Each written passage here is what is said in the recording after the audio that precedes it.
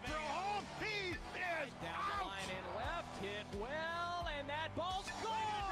Deep left field, and Auburn has the lead. Left field, Kirby leads the yard. That's going to get down. That's going to win the ball game. Haul around third. Here he comes. Auburn wins. Your Auburn Tigers have taken the field behind Tommy Vale. Left field, Chris Stanfield. Center field, Kason Howell. Right field, Bobby Pierce. On the infield, it's Bryson Ware at third, Cole Foster at short, Caden Green at second, Cooper McMurray at first base. Nate LaRue does the catching, and Tommy Vale out there on the hill again to try and continue what has been an impressive run for the grad transfer left-hander. Before we give you the numbers, we're straight up top of the hour. Let's pause 10 seconds for station identification on the Auburn Sports Network.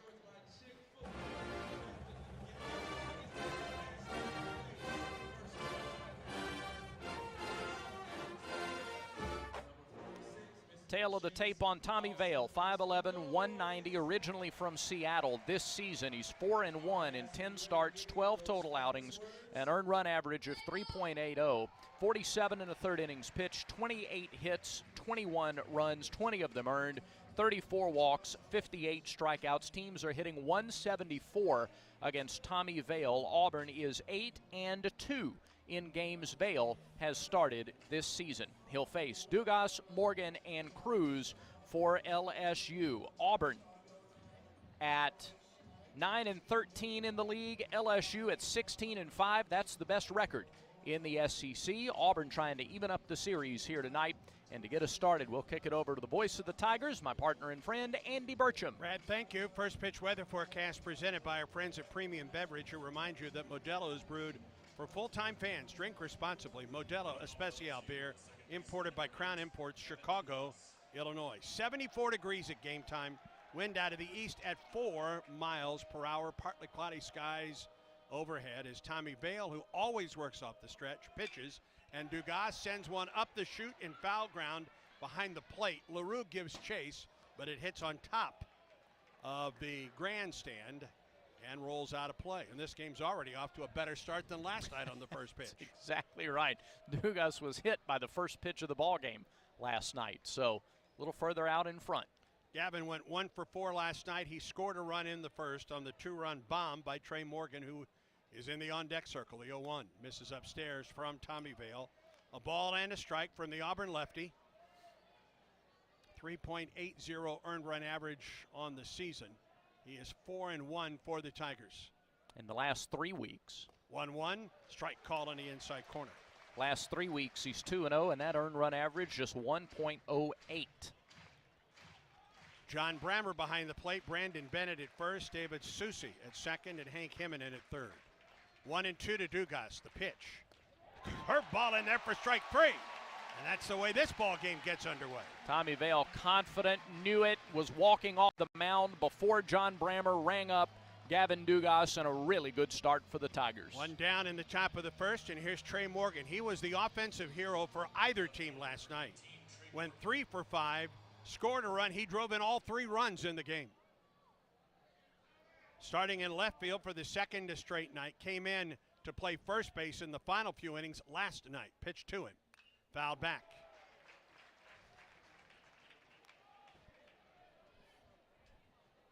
I think Vale started him there with a changeup.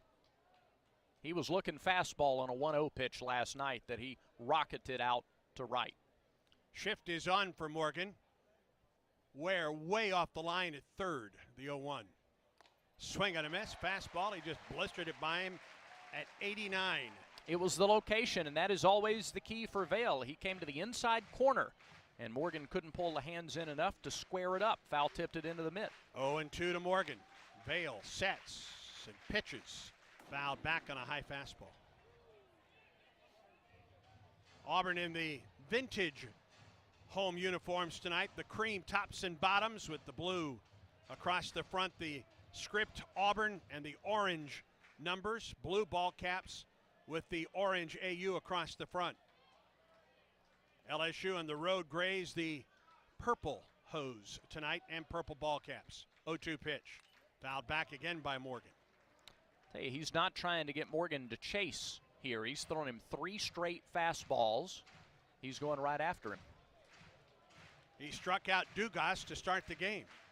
He's ahead of Morgan 0-2.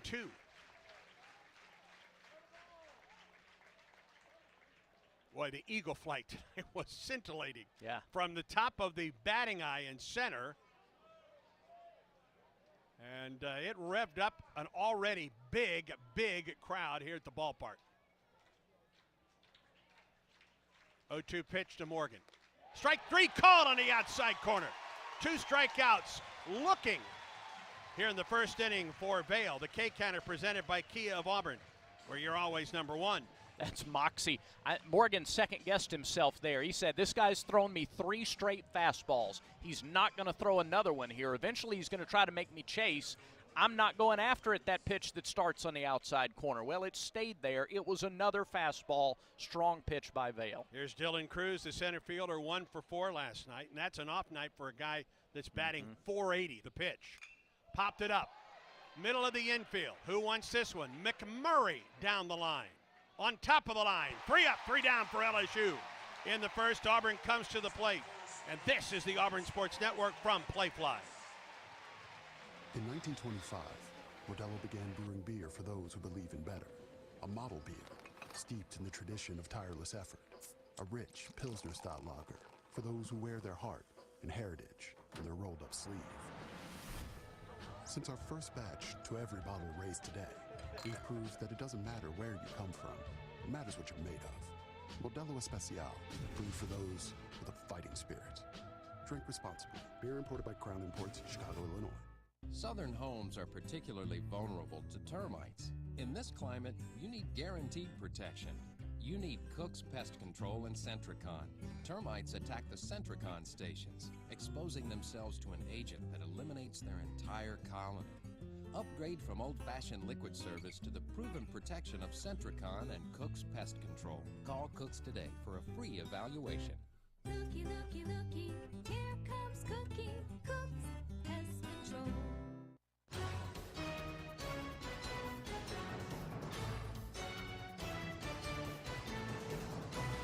Three up, 3 down, LSU in the top of the first. Stanfield Irish Pierce to the plate for Auburn in the bottom of the inning to take on Ty Floyd, the LSU right-hander.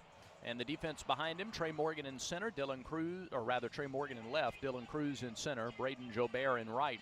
On the infield, it's Tommy White at third, Jordan Thompson at short, Gavin Dugas at second, Jared Jones at first. Hayden Travinsky gets the start behind the plate. And Floyd is a native of Rockmart, Georgia, 6'2", 200, junior right-hander who is making his 10th start of the season. He has a record of 6-0, 50 innings, 36 hits, 32 runs, 26 of those have been earned. He walked 22, struck out 50, averaging right out a strikeout an inning, a little better than a 2-to-1 strikeout to walk ratio. Earned run average with a 6-0 record of 4.68. He has been the beneficiary of terrific run support behind him all season long. So Ty Floyd, the right-hander, will face the trio of Stanfield, Irish, and Pierce here in the bottom of the first. He has given up a team-high 9 homers, and 7 of those have come in SEC play. Chris Stanfield had a good night for the Tigers. He was 2 for 4 last night. He leads off the Auburn first. The pitch. Fastball shot into center, but right at Cruz for the first out. Boy, listen to this crowd. They popped when that ball came off the bat of Stanfield. They are ready tonight, I think, to be involved in every pitch. Here's Ike Irish, 0 for 3 last night. Auburn freshman DH batting .364. 3 homers and 39 runs batted in for Irish. By the way, that out snapped a string of 4 straight games for Stanfield to reach from the leadoff spot in the first inning. First pitch to Ike. Fastball in there for a strike at 93. He tops out at 96 with a fastball, curveball change, and a slider. 4-pitch guy. 0-1. Irish bunts at first base side. He's going to be safe at first.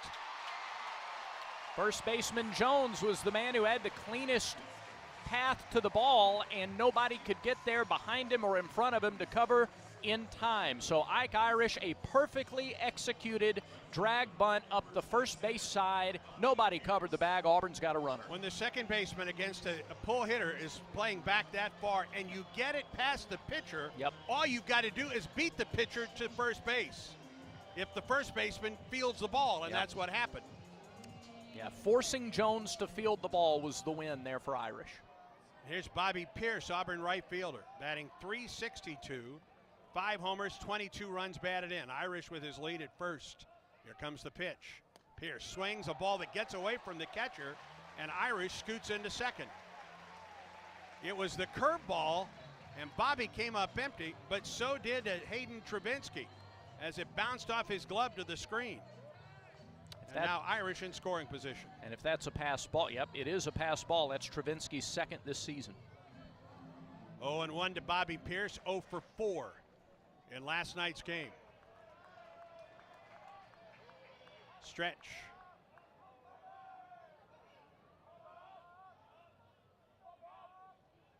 Long set, the 0-1. Bobby takes it high. 1 ball and 1 strike.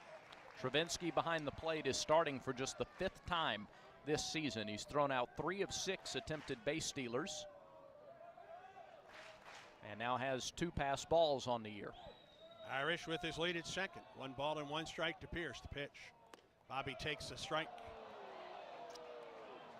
A ball and 2 strikes to Pierce. High strike. We'll watch that the rest of the night. The 2 strikes to Pierce have both been off-speed deliveries. Floyd off the stretch. And the 1-2. Bobby swings and misses. First strikeout for Floyd. 2 outs in the inning. And here's Cooper McMurray. Auburn first baseman batting .303, 12 homers, 36 runs batted in. He was 1 for 4 last night. Right-handers come in hitting about 40 points higher against Floyd this year than lefties. Stretching the pitch, high and away, a ball and no strikes to McMurray. Left side of the infield is open. The shortstop, Thompson, behind the runner down there, and Ike Irish off the second base bag. The pitch. 2 balls and no strikes. That one missed high and outside at 85. High fastball percentage for Floyd when he's behind in the count. McMurray can start looking for the old number 1 here. He's ahead. 2 balls and no strikes here to Floyd. Irish gets his lead at second base. Stretch and the pitch home. High and away. Wasn't close. He has first base open here and a right-hander on deck. He is staying away from the inside half against McMurray for sure. 3 balls and no strikes to the Auburn first baseman, transfer out of Kansas. Irish with his lead. Stretch, 3-0 pitch. Right down the middle with a fastball at 93. That was the old get me over fastball. He can throw at a higher velocity than that. He was just looking for a strike. 3-1 now to McMurray. Second baseman Dugas is 15 feet on the outfield grass. First baseman guards the line. Stretch in the 3-1. Swing and a miss. Fastball, he blew by him at 92. Count goes full.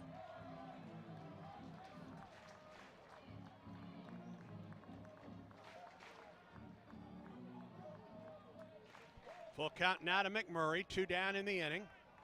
Irish with his lead at second. Here is the pitch. Swing and a miss. He struck him out. Came back with fastballs to get McMurray. 2 strikeouts in the first for Floyd. No runs, a hit, no errors. 1 man left for Auburn. We're through 1. No score between the Tigers and the Fighting Tigers. And Auburn baseball continues in a moment. Yellowwood knows that a 5-star backyard is the place to make lasting memories. Like roasting marshmallows on a cool fall night. That's it. Turn it nice and slow. Get it toasted all...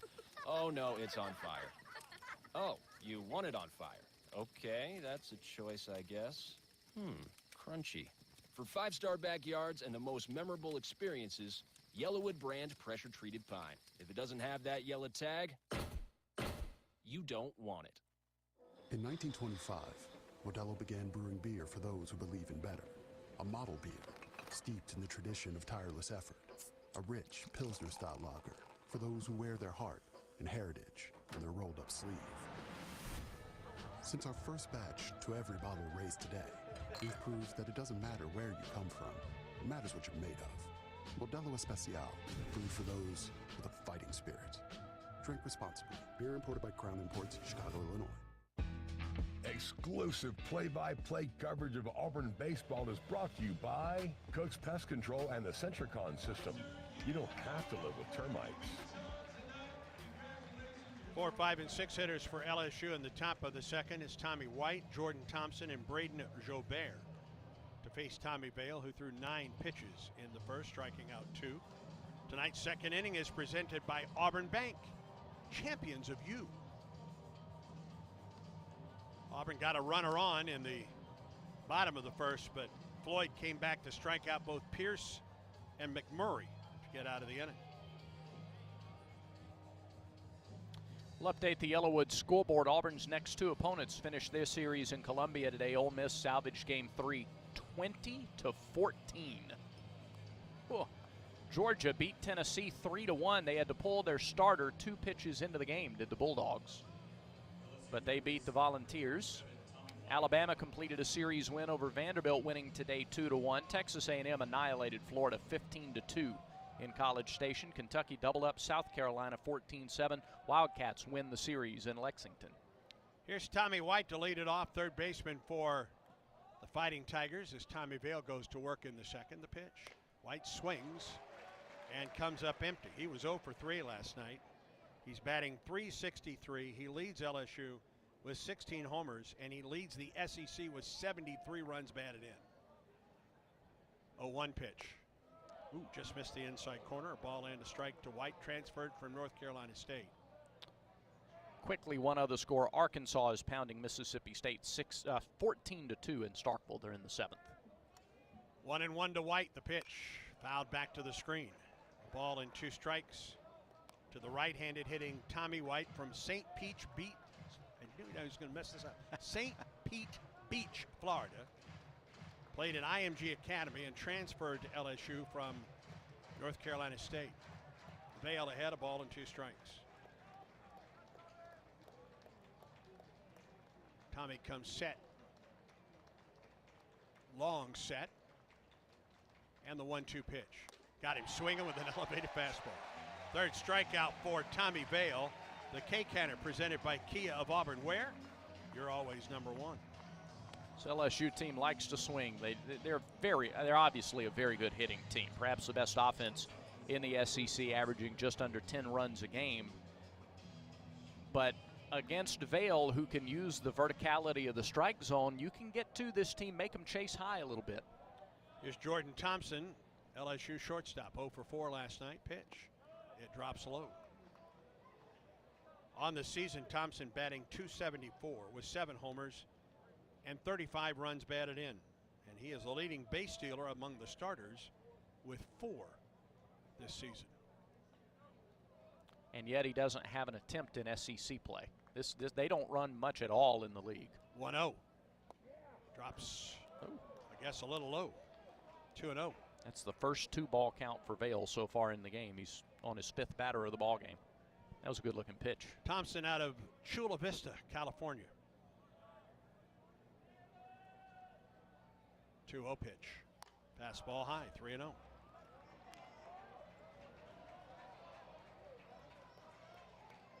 .61, 185, a junior out of Helix High School in Chula Vista. He has a 3-0 count. 1 out, nobody on for LSU, or in the top of the second. Stretching the pitch. Down the middle for a strike. 3-1 to Jordan Thompson. Thompson 0 for 4 with 4 flyouts, including a bunt attempt that was popped up last night. Hitters count here, the 3-1. Ground ball to Ware at third. Big last hop, throws to first and high and over the head of McMurray.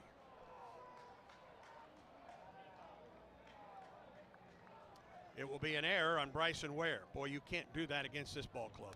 No, tricky last hop to Ware. Kind of handcuffed him a little bit. He had to field the ball wrists up. And yeah, ball just slipped on him. Little slide step forward. Nothing wrong with the mechanics. It just sailed on him. 8th error of the year for Bryson.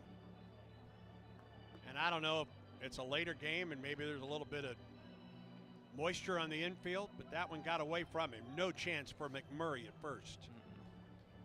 And Thompson is aboard at first, and here is Braden Jobert, right fielder, batting .284 with 6 homers, 22 runs batted in the pitch. Strike on a fastball. Actually, that was the change at 82.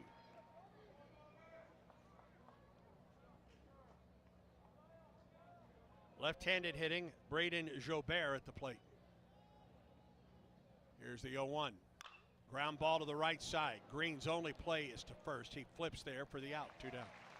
Not enough on that ball to try for 2. Green had to charge. He fielded it in the base path and wasn't hit very hard, so only 1 play, as you mentioned, to first base. Thompson's in scoring position, but now 2 are out. And the catcher, Travinski, to the plate. Hayden batting .333, 2 homers, 11 runs batted in. Did not bat last night for LSU. He's 8 for 24 on the year, 3 for 11 in the league, and 2 of those 3 hits are home runs. Runner down at second base is Jordan Thompson as Vale comes set in the pitch. Strike call. Fastball at 88.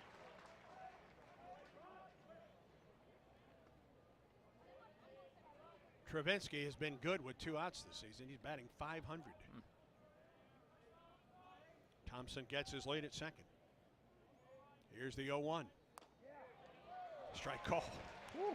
High strike call on an off-speed pitch, 0-2. Well, we saw one of those in the bottom of the first, a high strike. Now we've seen it in the second. All right.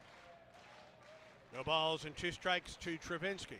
Runner down at second base, 2 outs, top of the second. No score between Auburn and LSU, the 0-2. Popped it up, foul back here, and that'll get out of play.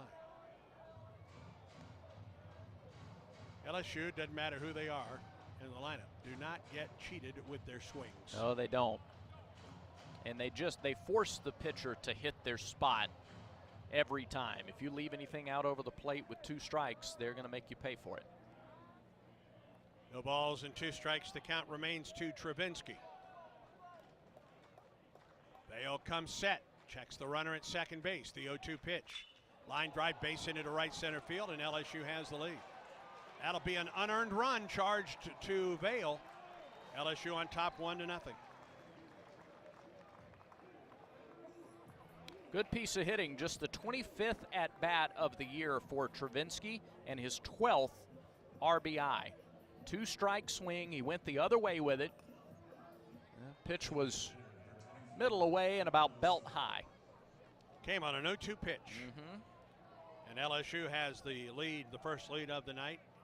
Here's Cade Beloso, the DH. Travinski, a short lead at first, the pitch. It misses low. Beloso 0 for 3 last night. Batting .305 with 8 homers and 29 runs batted in. Vale gets a new baseball. He walked in his last at bat last night, grounded out a couple of times otherwise. Vale gets his sign and comes set. 1-0 to Beloso. Strike call on the outside corner. Jordan Thompson reached on an error by Bryson Ware and has scored the first run of the game. Pitch, swing and a miss. A ball and 2 strikes to Beloso. Beloso, a tough guy to strike out. He has only struck out 13 times in 95 at-bats this year. Now the 1-2 pitch, way outside. That run by LSU is the 20th unearned run of the season for LSU. They make you pay for mistakes. Let me double check that because I was looking at the wrong stats. 2-2 pitch to Beloso. Got him swinging, inning comes to a close. A run on a hit, an error and a man left to the bottom of the second. LSU 1, Auburn nothing. This is the Auburn Sports Network from Playfly. Check out the Talking Tigers podcast wherever you listen to podcasts. The Talking Tigers podcast is a series of one-on-one interviews hosted by the voice of the Tigers, Andy Burcham. Each week, Andy is joined by a featured guest with Auburn ties from athletics, entertainment, and other walks of life. Past legends and present trailblazers, insightful and entertaining. It's the Talking Tigers podcast with Andy Burcham. Like and subscribe wherever you listen to podcasts today. Southern homes are particularly vulnerable to termites. In this climate, you need guaranteed protection. You need Cook's Pest Control and Centricon. Termites attack the Centricon stations, exposing themselves to an agent that eliminates their entire colony. Upgrade from old-fashioned liquid service to the proven protection of Centricon and Cook's Pest Control. Call Cook's today for a free evaluation. Looky, looky, looky, here comes Cookie, Cook's Pest Control.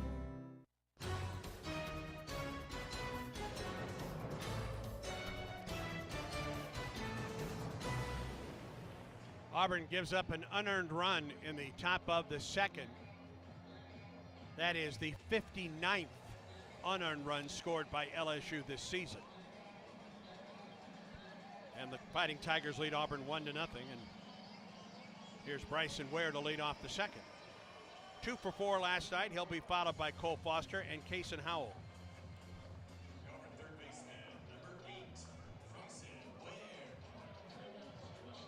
Bryson batting .351 with 18 homers and 52 runs batted in. 13 pitches in the first inning for Ty Floyd.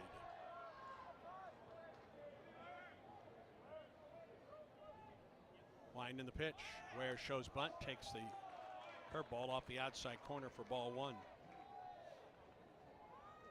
Well, I like that move by Bryson on the first pitch of an at-bat. If it's a fastball, he's got a chance to put it in play. If it's a breaking ball, maybe he can see it early and pull back as he did there. 1-1 or 1-0 is in there for a strike, and the count is 1-1 to Bryson Ware.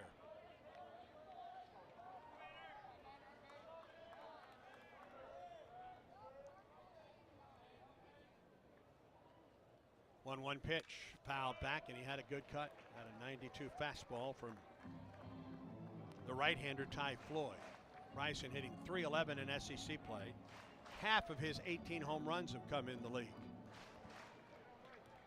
And 24 of his 52 RBIs. The pitch. Laid off the slider. It just missed outside, 2-2. Ware, Foster, and Howell facing Ty Floyd here in the second inning. Auburn trails 1-0.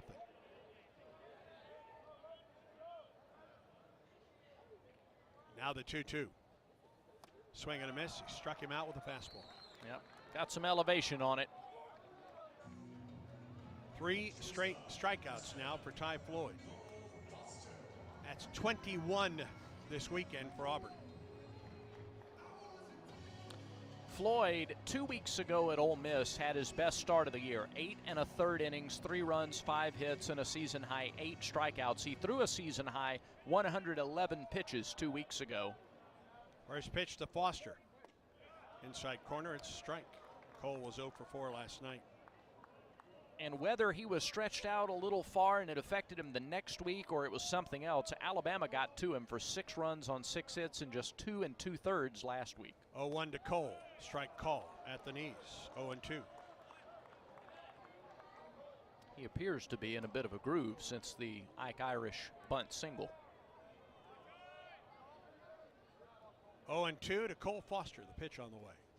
Got him swinging on a pitch in the dirt. They'll just tag out Cole. That's the 4th straight strikeout now for Floyd. And now here is Kaysen Howell.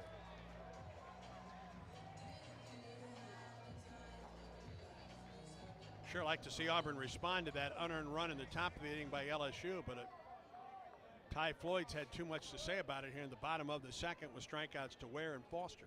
Pitch to Kaysen. Check swing, foul up the first base line.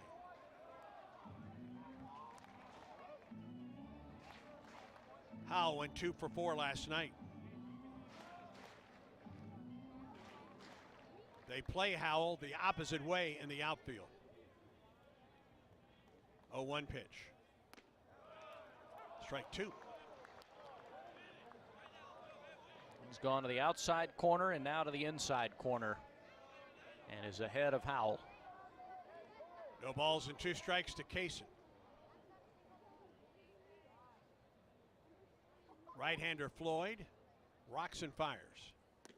Strike 3 called on the inside corner. He strikes out the side. 5 Ks for Floyd through the first 2 innings. LSU leads Auburn 1-0, and Auburn baseball continues in a moment. And the pitch. A swing so powerful it takes our breath away. Whoa, what a grab. A double play that has us high-fiving strangers, swaying together with every take me out to the ball game, and the rally that brings us to our feet as one. At Alabama Power, we believe that sharing 9 innings of baseball makes us a better community. It's a powerful spirit that energizes the communities we serve. It's power for a better Alabama. Alabama Power is a proud supporter of the Auburn Tigers. I'm Stuart Vance with the Vance Law Firm, and we're excited to be a proud partner of Auburn Athletics. This Auburn baseball season, the 3rd inning of every home game is sponsored by the Vance Law Firm. We are located right here in Central Alabama and ready to work for you. If you've been injured in a car wreck, let the Vance Law Firm get you the compensation you deserve. Call us today for a free consultation. It's as easy as dialing 3 for me. 333-3333. This broadcast of Auburn baseball is brought to you in part by the Alabama Department of Public Health. Don't wait. Vaccinate. Protect yourself and others from COVID and flu. Visit alabamapublichealth.gov/IMM. Top half of the 3rd at Plainsman Park. It is a packed house inside and outside the ballpark. This may be the largest crowd we've had in Auburn this season. Yeah. The entire top of the parking deck, not only the row that is parallel to the left field line, but around the corner. Around the corner, it's full. Every level we can see of the deck is full. Right center is packed. K corner is full. A lot of standing room only. A lot of standing fans. Yeah, and they're in the game too. They're engaged right from the start. Jared Jones, the number 9 hitter, will lead it off for LSU. 0 for 3 last night for the first baseman. Second on the ball club with 14 homers, 45 RBIs. The pitch outside for ball 1 from Vale, who needed 21 pitches to get through the second.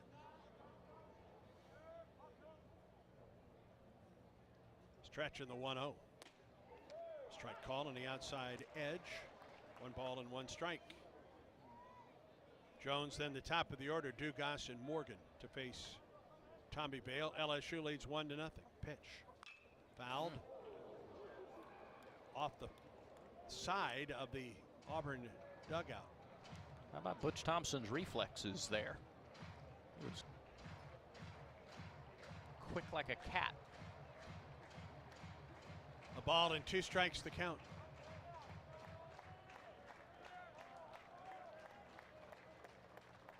Vale off the stretch in the 1-2 pitch.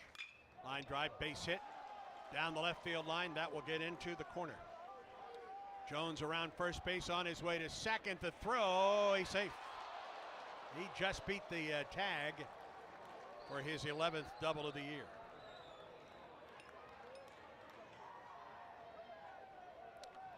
Both of LSU's hits have come with 2 strikes.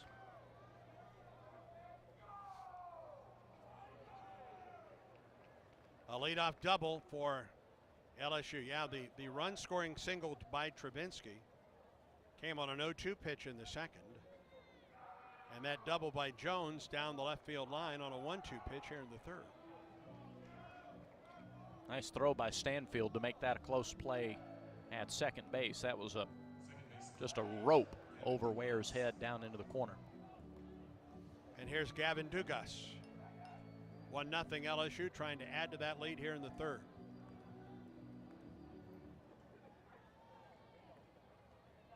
Vale struck out Dugas in the 1st. He's 1 for 5 in the series. Stretch in the pitch. Hit him. Now runners at first and second and nobody out. Came inside, hit him on the hip.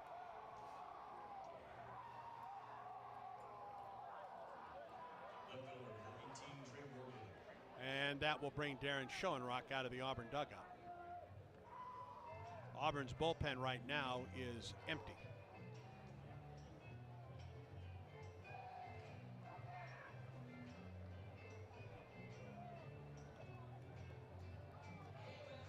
And the meeting on the mound is between Schoenrock and the Auburn battery of Tommy Vale and Nate LaRue. Out of 35 pitches tonight, that was just the 9th outside the strike zone for Vale. But it comes on the heels of a double, and this potent LSU team is threatening in a big way here in just the 3rd inning. Auburn held LSU at bay last night. Yeah. But this is an LSU ball club that is good in all 3 phases of the game. Very good starting pitching, and it's a potent offense that Auburn did a nice job against last night. Dugas, by the way, 22 times he's been hit by a pitch this year. Here's Trey Morgan. Struck out looking in the 1st. He bats with runners at 1st and 2nd.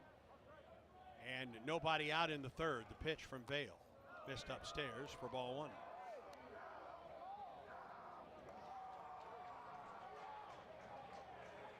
Did he call that a strike?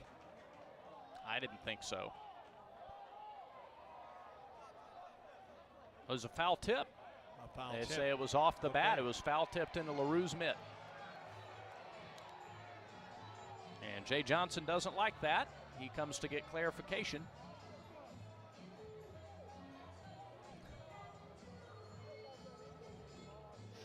So 0-1 to Morgan. Yeah. It sure did.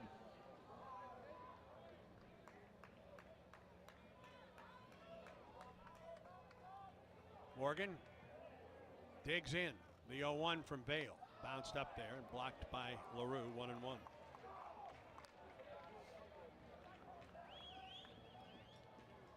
Started the 2nd time through the order for LSU. The inning began with a double from Jared Jones in the number 9 spot. And then Dugas was hit by a pitch. Now 1-1 to Morgan. Stretch and pitch. Drops outside and low. 2-1. And Auburn's bullpen will get to work. John Armstrong, Parker Carlson, the 2 that jogged down for the Tigers.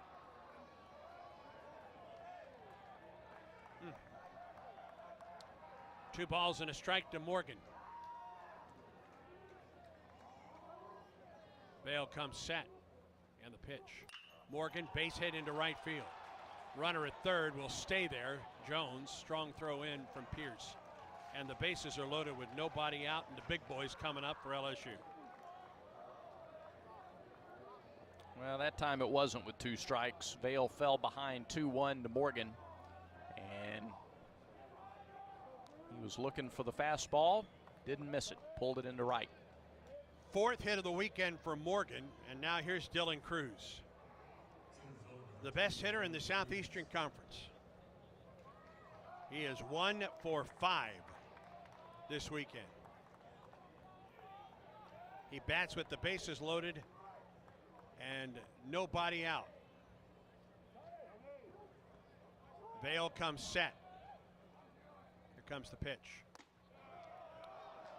Missed the outside corner. 1-0 to Cruz.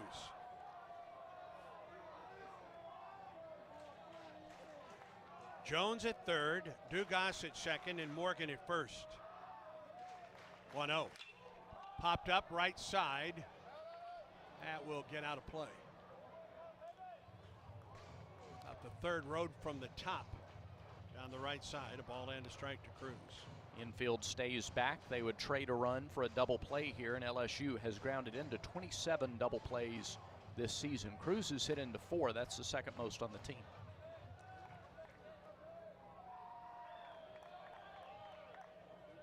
1-1 to count to Cruz. Stretching the pitch. It missed low, 2-1.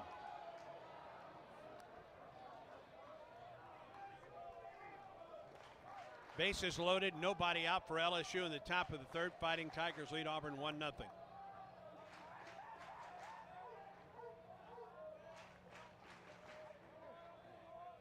Vale up the stretch. Here's the 2-1. Strike at the knees, 2-2. Snap throw to third, and Jones is back.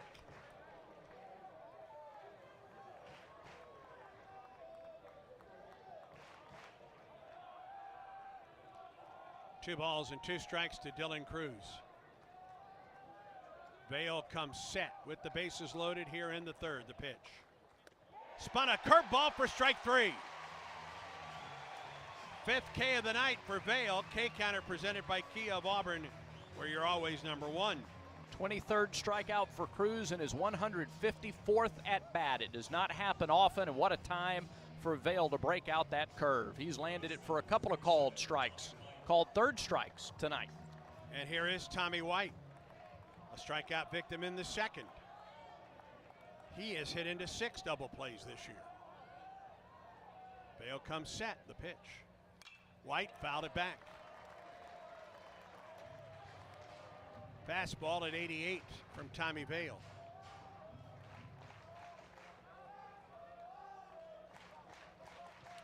White hitting .462 with the bases loaded this year. 0-1 pitch to White. Strike on the inside corner. He and Cruz are the only LSU players in the lineup tonight that are batting above 300 in SEC play. 0-2 to White. Vale off the stretch. Pitch on the way. Chopper foul up the third baseline. He did a good job just to get a piece of that one.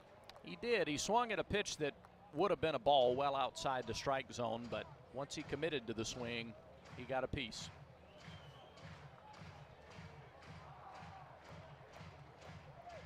Count remains no balls and 2 strikes to Tommy White.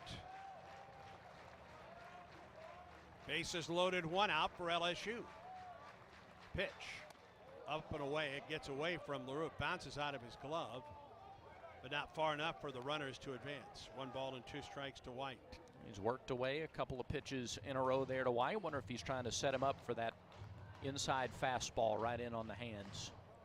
He got Cruz on a off-speed pitch that dropped in for a called strike 3.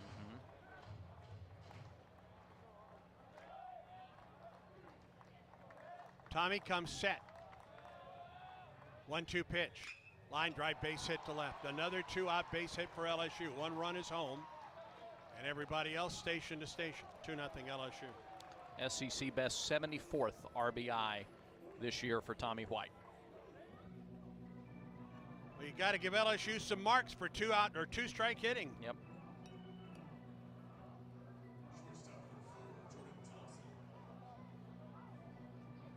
Three of their 4 hits have come with 2 strikes. And both of their RBI singles have come with 2 strikes. So Dugas to third, Morgan to second, and White to first with the RBI single. LSU on top 2-0, and Jordan Thompson to the plate. Thompson reached on an error by Bryson Ware in the second and scored the game's first run.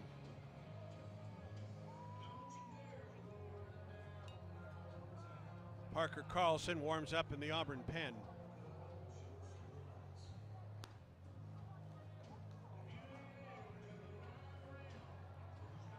LSU leads 2-0.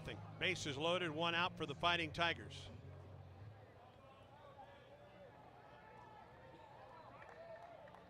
Thompson, right-hand hitter. Batting .272, the pitch. Up with a fastball. 1 ball and no strikes to the LSU shortstop. He's fallen behind more the second time through the order than he did the first time through. And he will be above 50 pitches when this inning for him is over. 1-0. Drops in, strike 1.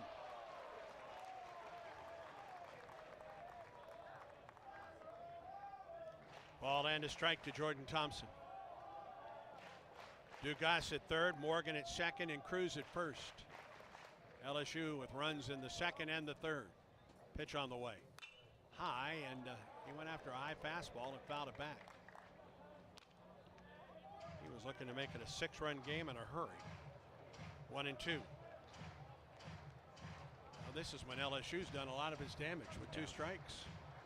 Tommy's got to make a better pitch.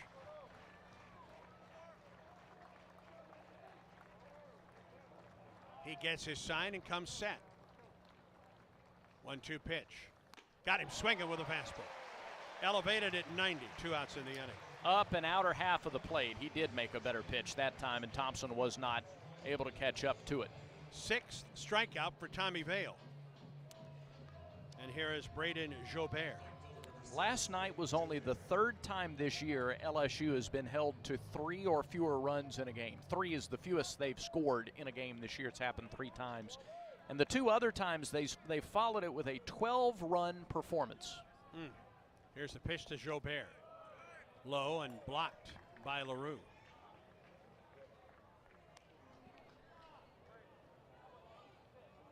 It was bases loaded, nobody out, and LSU scored a run. Bases loaded, 1 out, and a strikeout. Now bases loaded with 2 outs for Jobert. Vale comes set. Here's the 1-0 pitch. Ground ball right side, it's foul. Pass first. A ball and a strike to the right fielder for LSU. He's from Slidell, Louisiana. North Shore High School. Looks like he played at Nichols for a bit and transferred to LSU from Delgado Community College.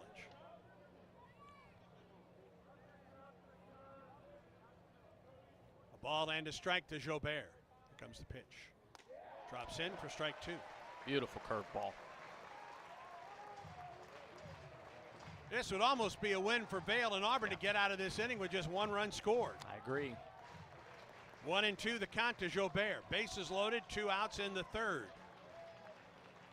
Vale comes set. Here's the pitch. Ground ball foul. Into the opening of the LSU dugout where Cade Beloso catches it with his left hand.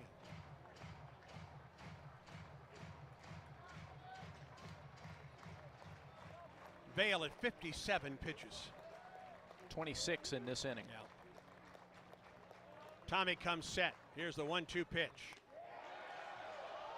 Auburn wanted that strike. Did not get the high strike call there. 2-2 the count. I don't know that it is a strike. It's been a strike a couple of times tonight. It's been tonight. called one tonight. Yep. Count goes to 2-2 now to Jobert. Left-hander on left-hander here with 2 outs and the bases loaded. Here comes the pitch. Swing and a miss on a fastball. And Vale gets out of the inning. As a matter of fact, he strikes out the side in the inning. A run on 3 hits, no errors, 3 men left. Vale 7 strikeouts on the night. We go to the bottom of the 3rd. LSU 2, Auburn nothing. This is the Auburn Sports Network from Playfly. Download the Auburn Game Day app. Find tickets, skip concession lines, be a part of game day giveaways. Shop the latest Auburn gear. Stay current with a comprehensive social media stream. Participate in game day light shows. Plus, listen to every Auburn Sports Network broadcast, even when multiple games are happening simultaneously. On the official mobile app of Auburn Athletics, the Auburn Game Day app. Get it today. I'm Stuart Vance with the Vance Law Firm, and we're excited to be a proud partner of Auburn Athletics. This Auburn baseball season, the 3rd inning of every home game is sponsored by the Vance Law Firm. We're located right here in Central Alabama and ready to work for you. If you've been injured in a car wreck, let the Vance Law Firm get you the compensation you deserve. Call us today for a free consultation. It's as easy as dialing 3 for me, 333-3333.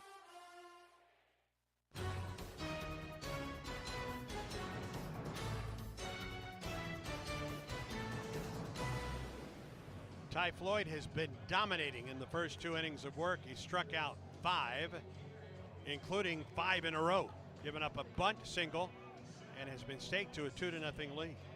Considering buying or selling property in Auburn, maybe a game day home or condo, get in touch with Berkshire Hathaway Home Services, Auburn's #1 real estate company. Visit ComeHomeToAuburn.com to start your search. Bottom of the 3rd, 8, 9, and 1 hitters for Auburn. Tigers trail 2-0. Caden Green, 0 for 2 last night, was pulled for a pinch hitter late in the ball game. His average is down to 211 on the season.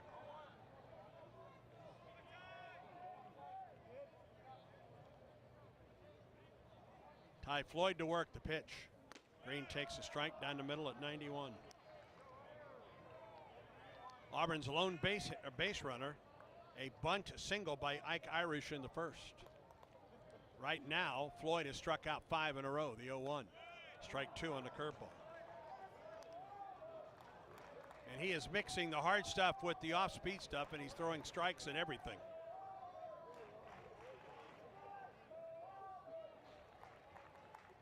Oh, 2 pitch to Caden. Missed outside, a ball and 2 strikes.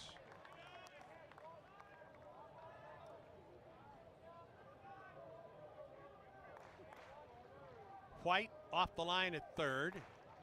Rest of the infield plays back. The 1-2. Strike 3. Green got fooled, and that is 6 straight strikeouts for LSU. 6 straight strikeouts for Floyd. And that is 24 strikeouts in the first 12 innings of this series for Auburn hitters. And here's Caden Green. Excuse me, here is Nate LaRue. Nate 0 for 3 last night, the pitch. Foul tip into the glove of the catcher.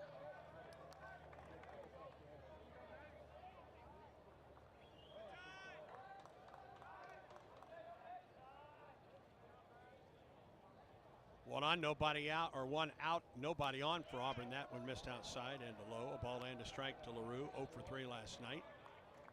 Batting 157, 3 homers, 9 runs batted in. 2 of those 3 homers have come in SEC play. Wind to the 1-1. Swing and a miss. Off-speed delivery. He's behind 1-2.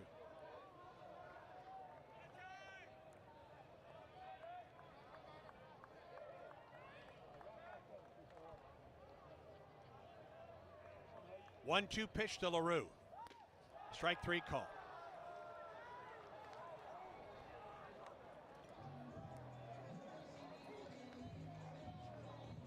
Seven consecutive strikeouts. The last 3 all looking. And Chris Stanfield comes to the plate with 2 outs and nobody on in the third. Floyd's career high is 8, which he set 2 weeks ago against Ole Miss. You just got to hope that the second time through, Auburn can make an adjustment. Pitch on the way to Chris. Missed just a little out. 1 ball and no strikes. Third inning presented by the Vance Law Firm. At the Vance Law Firm, they say dial 3 for me. 334-333-3333. Swing and a miss by Stanfield on one that was outside. A ball and a strike.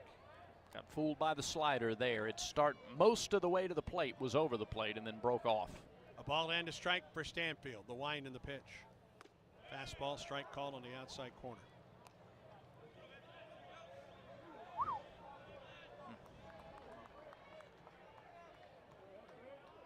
A ball and 2 strikes to the freshman Chris Stanfield.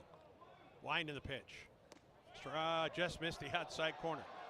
The catcher Travinsky had already taken 4 steps to the LSU dugout.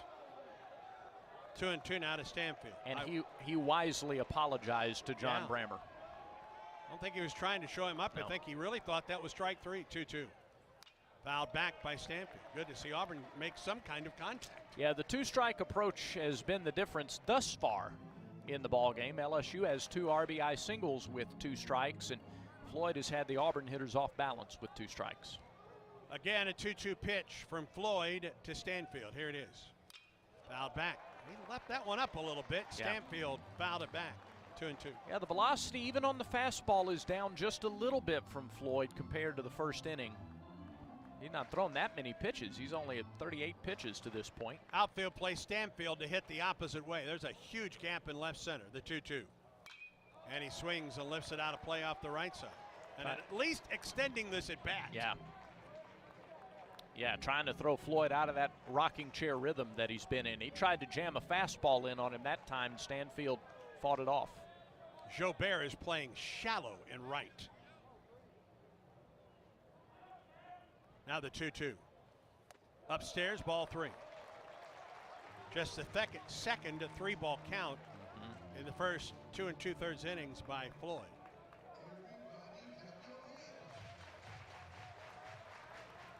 3 balls and 2 strikes to the Tallahassee freshman, Chris Stanfield. 2 down, nobody on for Auburn. The pitch. Swing, fly ball into right. Jobert is back. He is there, makes the catch, and the inning is over. Through 3, LSU 2, Auburn nothing. Auburn baseball continues in a moment. Attention business owners. Stop throwing your hard-earned money away on rent. Imagine owning your own building and saving thousands every year. Sound impossible? Not if you use General Steel. General Steel can help you save thousands by owning your own custom-designed building. Just call 888-74-STEEL. That's 888-74-STEEL to see how much money you can save with General Steel. Our buildings come with a 50-year warranty, and thousands of companies, from Fortune 500 corporations to startups, have trusted the General with their building needs. If you need to expand or start a new business, you really need General Steel. I'm very impressed with General Steel.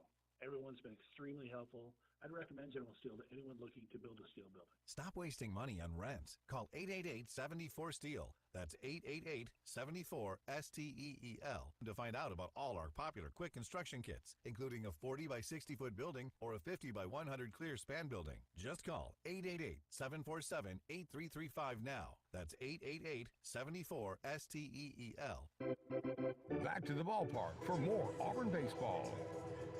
LSU 2 runs, 4 hits, no errors. Auburn, no runs, 1 hit, and an error. We're through 3. LSU 2, Auburn nothing. To take you through the middle 3 innings, here is Brad Law. All right, Andy, thank you. 59 pitches for Vail. That's 18 more than Floyd has had to throw through the first 3 innings. Tommy will take on Travinsky, Beloso, and Jones. That trio have 2 of LSU's 4 hits on the night. 2 runs for LSU, 1 earned, 1 unearned. 4 hits, no errors. Auburn without a run. Tigers have 1 hit, and they have committed an error, as Andy mentioned. So the right-handed hitting catcher, Hayden Travinsky, strides to the plate to get this 4th inning underway. An RBI single in the 2nd for Travinsky on an 0-2 count. Vail's 2nd time against Travinsky begins with a strike on the outside corner. Fastball, 0-1.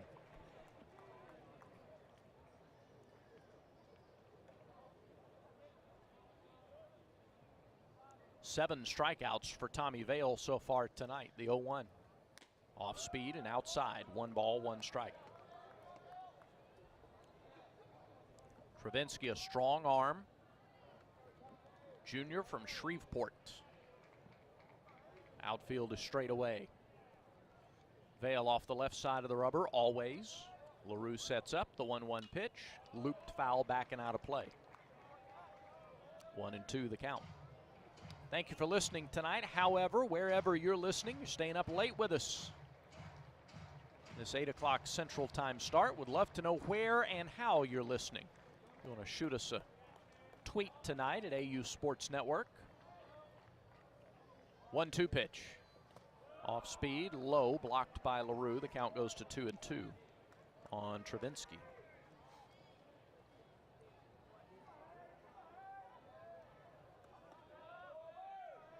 And if you're listening from maybe an unusual location, send us a picture. Here's the 2-2. Fastball, a little low. And now the count is full. That is the 2nd 3-ball count to which Vail has gone tonight. Fell behind Thompson 3-0, came back to get a ground ball that could have been an out. It was an error on Ware. That runner came around to score eventually in the 2nd inning. 3-2 pitch. Curve ball, he just got a piece of it off the end of the bat. He had Travinsky leaning. And the count stays full. Activity in the bullpen for the Tigers. Parker Carlson is down there.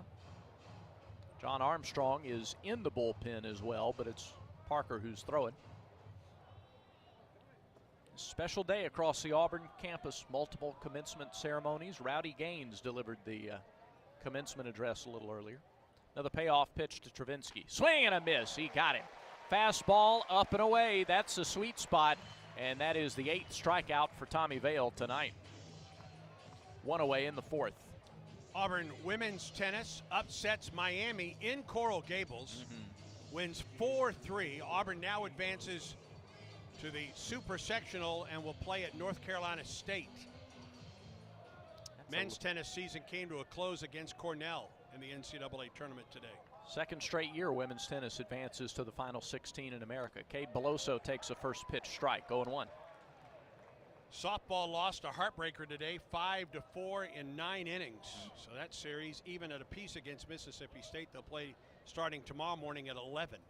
0-1 pitch, fouled back, got that in on the hands, and it's 0-2. And that will be one of the graduation ceremonies before a game on the diamond tomorrow. They'll do the same thing before one of the games against Missouri in a couple weeks here at Plainsman Park. Vale struck out Beloso last time. 0-2 count to the DH. Here's the pitch. Popped him up on the infield. Right side, Cooper McMurray immediately windmills the arms, calls everybody off, makes the catch for the second out. I don't want to jinx it, but Tommy could use a quick pitch inning. He's retired 4 in a row after the Tommy White RBI single. Vale's best outing this year came against Alabama 3 weeks ago. 6 2/3 innings, 2 hits, no runs. He struck out 4 and earned the win. That was 3 weeks ago in Tuscaloosa. He followed that with 5 scoreless innings against Mississippi State back here at Plainsman Park. And there's a rocket into left field. That gets down for a solid single. And Jared Jones has hit the ball hard both times he's been at the plate tonight. He follows his 3rd inning double with a 2-out first pitch single to left. And the lineup turns over for Gavin Dugas. And before he bats, let's pause 10 seconds for station identification on the Auburn Sports Network.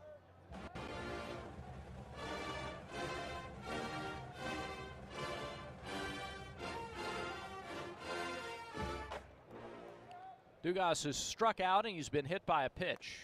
And he takes ball 1 upstairs.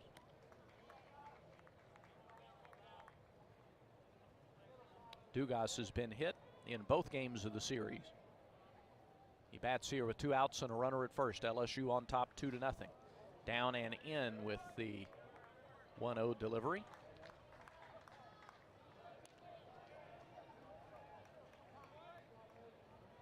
Dugas 5'10", 205. He's a grad student out of Houma, Louisiana, Houma Christian High School. He and Case and Howell, it seems like these guys have been here for a long time, and they have.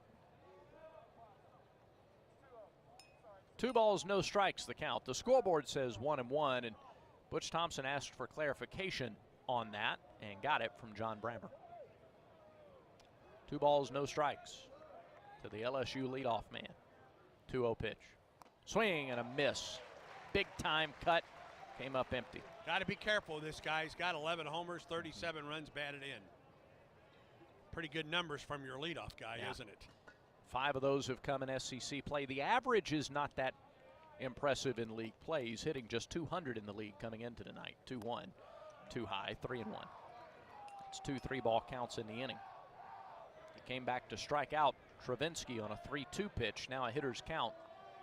And Vale steps off to get a little rosin. 74 pitches for the grad transfer left-hander.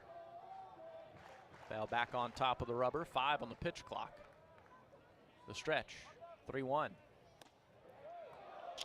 Close, but he didn't get the outside corner, and that is the first walk of the night issued by Vale to go along with 8 strikeouts, and now runners are at first and second, and all this coming after 2 are down. Shouldn't have said anything. Trey Morgan is the batter.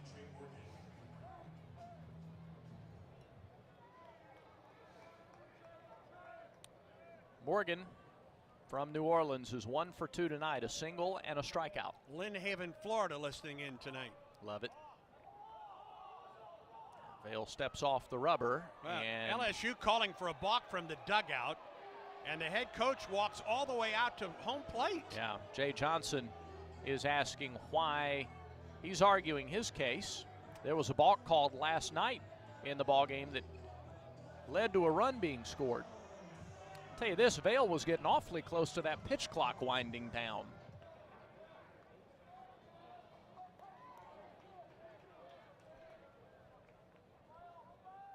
Now a reset.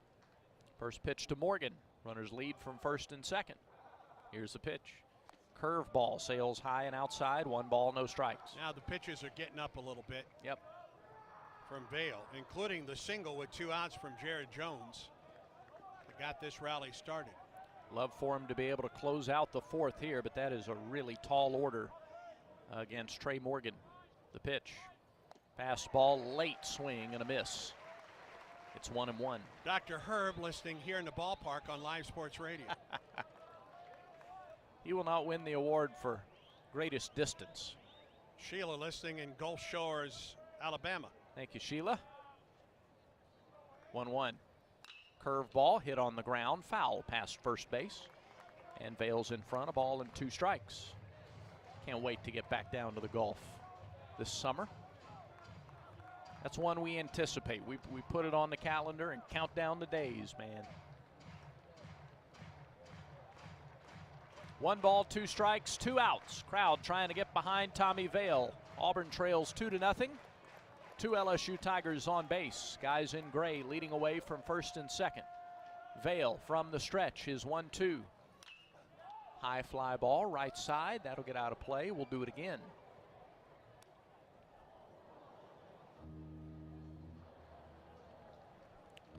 A strikeout to Travinsky, a pop out to Beloso. Jared Jones then singled sharply to left.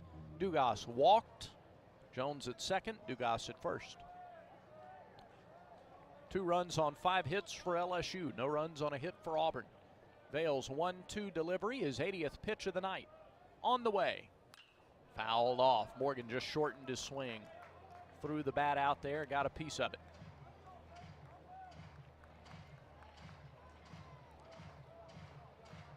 Hard to believe Morgan's hitting, I use it, quote, air quotes here, only .331. He has been a fixture in the lineup since he got to Baton Rouge. Infield plays him to pull. Another 1-2 pitch. In the dirt, blocked by LaRue, and a nice stop to keep the runners at first and second. That'll even the count at 2-2.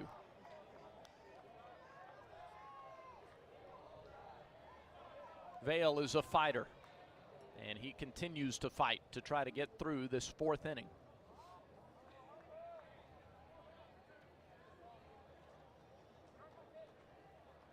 .72 degrees, few clouds in the skies, really comfortable night.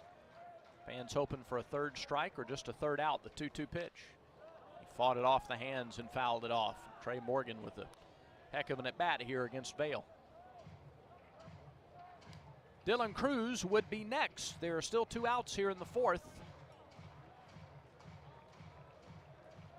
Auburn trying to turn LSU away. Single runs in the 2nd and the 3rd for the Fighting Tigers. 2-2. Little dribbler out to 3rd. Ware fields and throws, and it's not in time. He had to wait on Jones to pass by in front of him before he could field the ball, and that held up Bryson Ware enough, or Cole Foster rather, enough. It was Ware. And Morgan was able to use his speed and beat out the throw, and now the bases are loaded. That's an infield single for Trey Morgan, and now Dylan Cruz comes up with the bases loaded for the 2nd straight inning. And that's one you got it. You still have to charge that. If you collide with the runner, big deal. It was an odd spin on the ball off the bat. He jammed Morgan. And just a little weak ground ball out to 3rd. And Darren Schoenrock is out to talk to Tommy Vail and Nate LaRue. 6th hit of the night for LSU, an infield single for Morgan. He's at first, Dugas down to 2nd, and Jones down to 3rd. And all this after the first 2 were retired relatively easily. Dylan Cruz is 0 for 2. He struck out looking in the 3rd inning with the bases loaded. This is his 3rd look at Tommy Vail. And this is just not going to last long with this guy at the plate. No, he's averaging almost 2 hits a game. 2nd time he's batted with the bases loaded in the last 2 innings. Yep. LSU trying to bust it open with a base hit. The pitch. Curveball bounced up there, got away from LaRue, but not very far. 1 ball, no strikes. And there's no relief behind him. Not only is there no place to put Cruz, but you got Tommy White waiting on deck.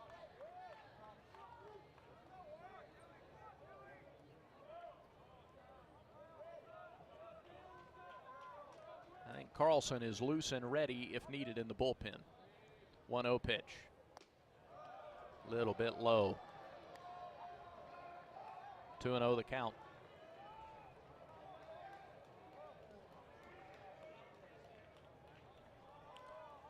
LSU Tiger at every base with 2 outs in the 4th. 2-0 pitch.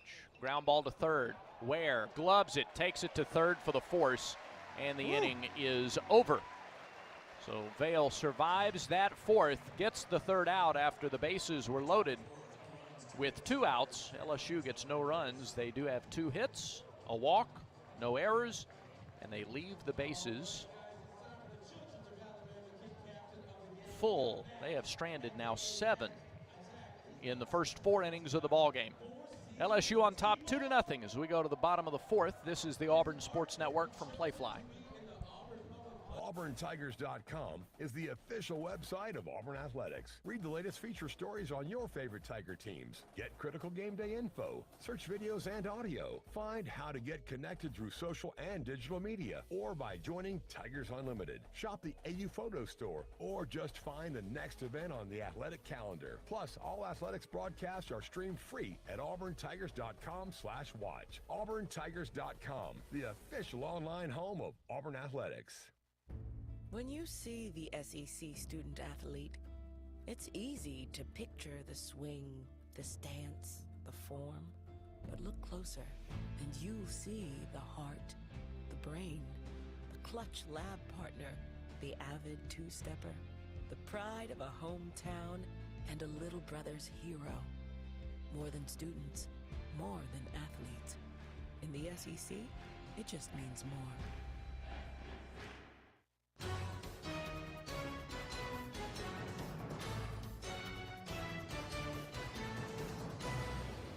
Go to the bottom of the 4th inning. Auburn trying to get something done offensively against Ty Floyd, who has been very good. He's only needed 41 pitches through the first 3 innings. He has struck out 7. He has given up 1 bunt single, and that is it. Irish, Pierce, McMurray due up for Auburn here in the bottom of the 4th inning. Tommy Vail likely done after those 4 innings of work. 6 hits, 2 runs, 1 earned, 1 walk, and 8 strikeouts. That's not a bad outing from Vail. He worked out of trouble in the 3rd and the 4th, though. LSU loaded the bases. Here is Irish, who has Auburn's hit. A bunt single to the right side in the 1st inning, and the first pitch from Floyd sailed, slipped out of his hand, way high and outside, a ball, no strikes. 2 of Ike's 3 homers have come in the league. A third of his 39 RBIs have come against SEC pitching. The 1-0 pitch missed inside, and it's 2-0. Have you ever been to Flea Hop, Alabama? No, I don't know where Flea Hop is. It's near Eclectic. Sounds about right. We have someone listening in Flea Hop tonight.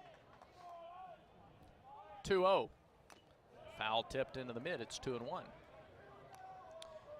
Yep, love to hear from you. Know where and how you're listening tonight. Send us a tweet at AU Sports Network. And as we said earlier, if you're listening from an unusual location or a unique location, send us a picture. 2-1. Fastball missed outside and high. Flea Hop qualifies. Yes, it does. Yeah. So if we have somebody listening in Flea Hop, what are the other 4 people in town doing? Maybe they're listening too. Here's the 3-1 pitch to Ike Irish. Wide stance for the freshman. The pitch on the way. Missed inside. Leadoff walk. In between innings there, the Auburn team gathered together in the dugout, had a bit of a little team meeting. If I had to guess, I would think that Kason Howell was right in the middle of it. He typically is. Yeah. He is the voice of this Auburn baseball squad. Irish has been aboard twice now. He's the only Tiger to reach, and now 7 straight strikeouts for Floyd in the first, second, and third inning began with Bobby Pierce's at bat in the first. There's a throw over. Irish is back. Ike 2 for 2 on the base paths this year, 1 in SEC play. Big hole on the right side naturally as they hold Irish on.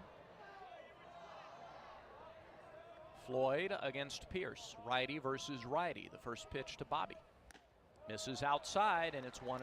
Floyd does have one of the 2 pickoffs this season for LSU.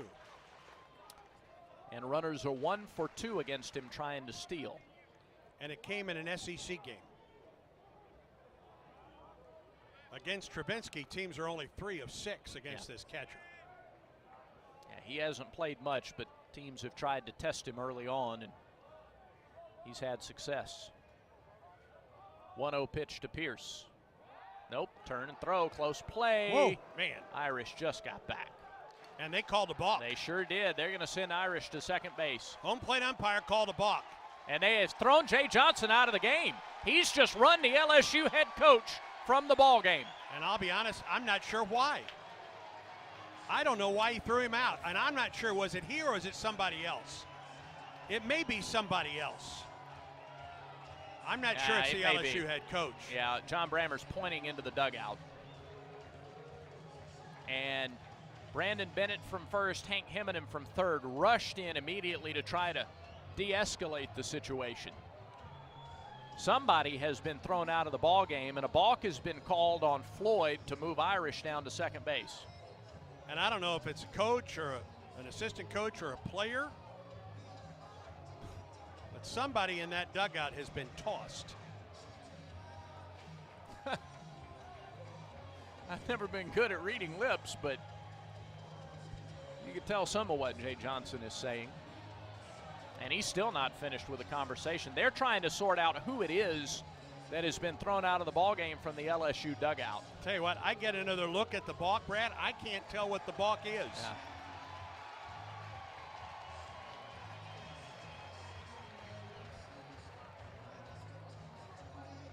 We still can't tell who it is that's been thrown out of the game. What we do know is that the count is a ball and no strikes on Pierce. That's the first balk called on Floyd this season. And now Butch Thompson comes out to get a little clarification from John Brammer. Feeling left out. Sure. So the count is 1-0 to Pierce, and now Irish at second base. And somebody in the LSU dugout, still not sure who it is, has been thrown out of the game. I thought it was the head coach just because he was already on the way out. And, man, the motion from John Brammer, the home plate umpire, came very quickly. And now Butch Thompson has gone to Hank Heminen at third to ask him something, and now the umpires are going to get together. I sure wish I could give you some more information. And I'm wondering if whoever they threw out of the game hasn't left the dugout yet.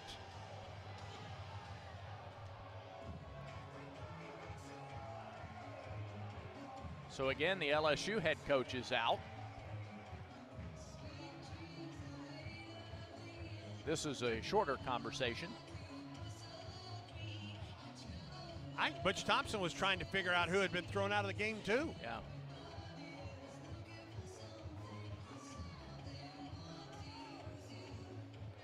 So we'll try to find out who it is.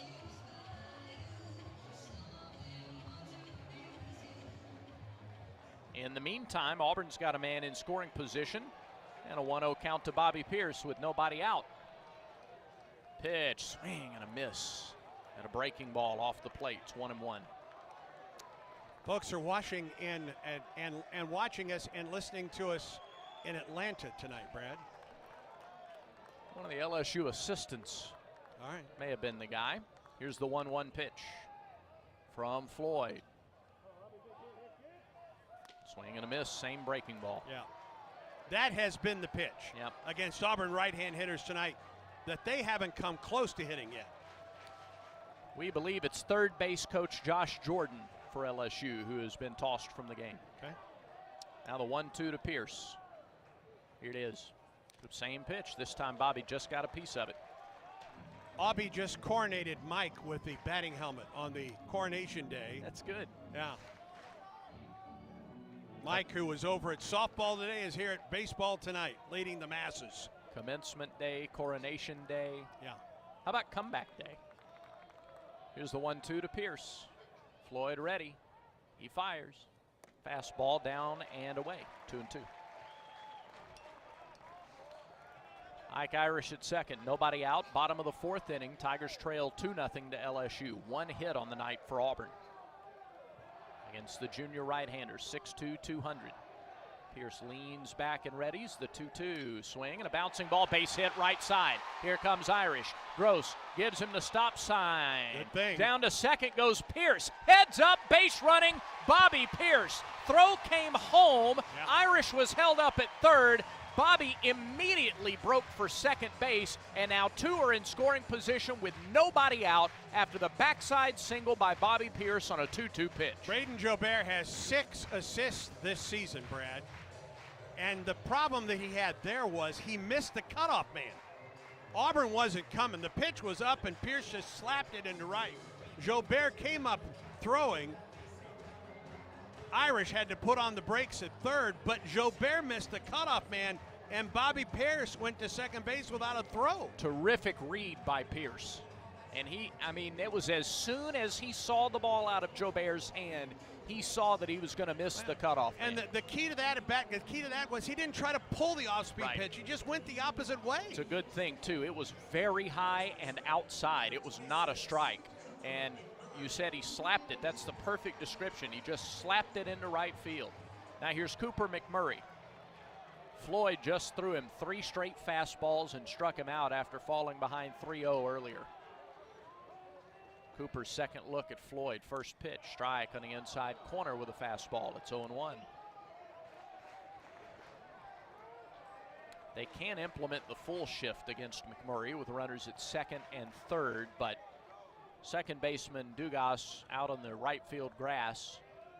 0-1 pitch to McMurray. Fastball, swung and missed, 0-2. He's getting it in and down, and that's a hole in Cooper's swing right now. It is, and there's no reason to think he'll throw him anything different here. Irish at third, Pierce at second, nobody out. Bryson Ware waiting on deck. 0-2. Up and away, 1-2. He's setting up the inside fastball. 55 pitches now for Floyd. That's not a concern in the least. Nope. He's gone over 100 3 times this year. 1-2 pitch to the Auburn first baseman on the way. Struck him out with a fastball. 1 away, and Bryson Ware to the plate.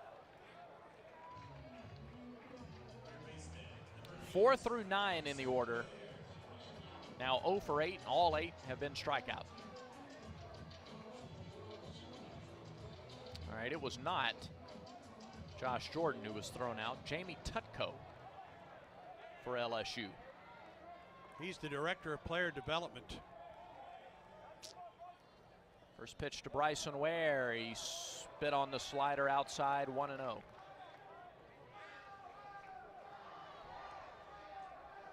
A base hit here likely ties the ball game. Big hole in left center, 1-0 pitch. Called strike. He hung a slider there. Boy, he sure did. 1-1 the count.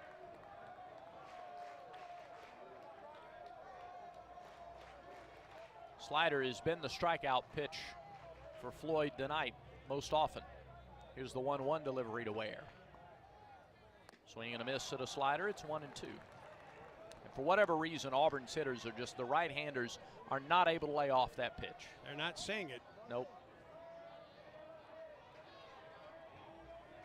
Cole Foster waits on deck.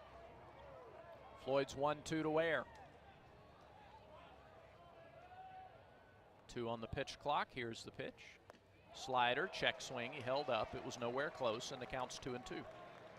Big hole left side of the infield. The third baseman, White, playing close to the line. Shortstop, and now White off the line a little bit as Bryson chokes up just a tad.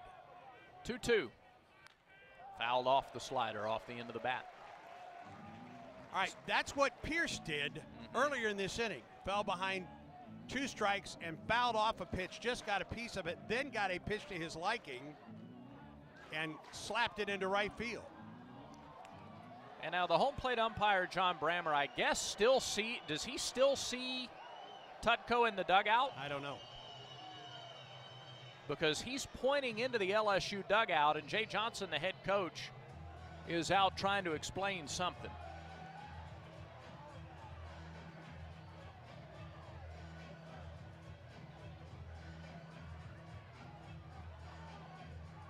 And this conversation is now going to extend to two of the other umpires. Butch Thompson is out of the Auburn dugout. I think he wants to know why. Yeah, that's what it is. The guy they threw out of the game is still in the dugout.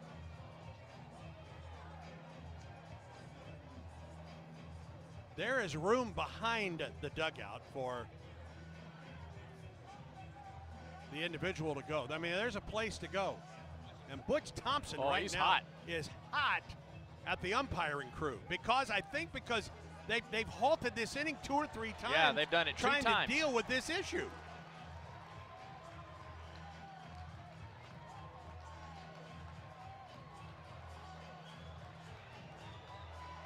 He has given it to both Hank Heminen and John Brammer, and the Auburn crowd is responding.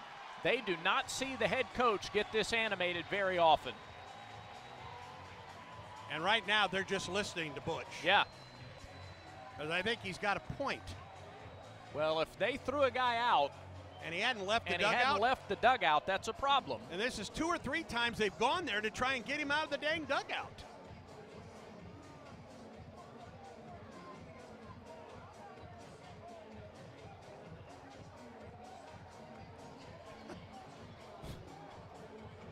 Haven't seen this very often.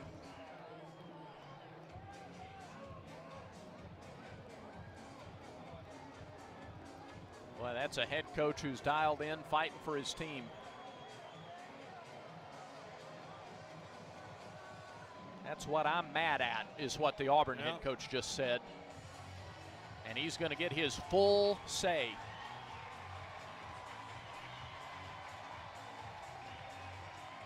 I don't think there's a whole lot of argument going on with the umpires either at this point. No. And I just don't know the rule on what recourse. If LSU refuses to send the guy away, I don't know. What can be done beyond holding the game up twice in an inning?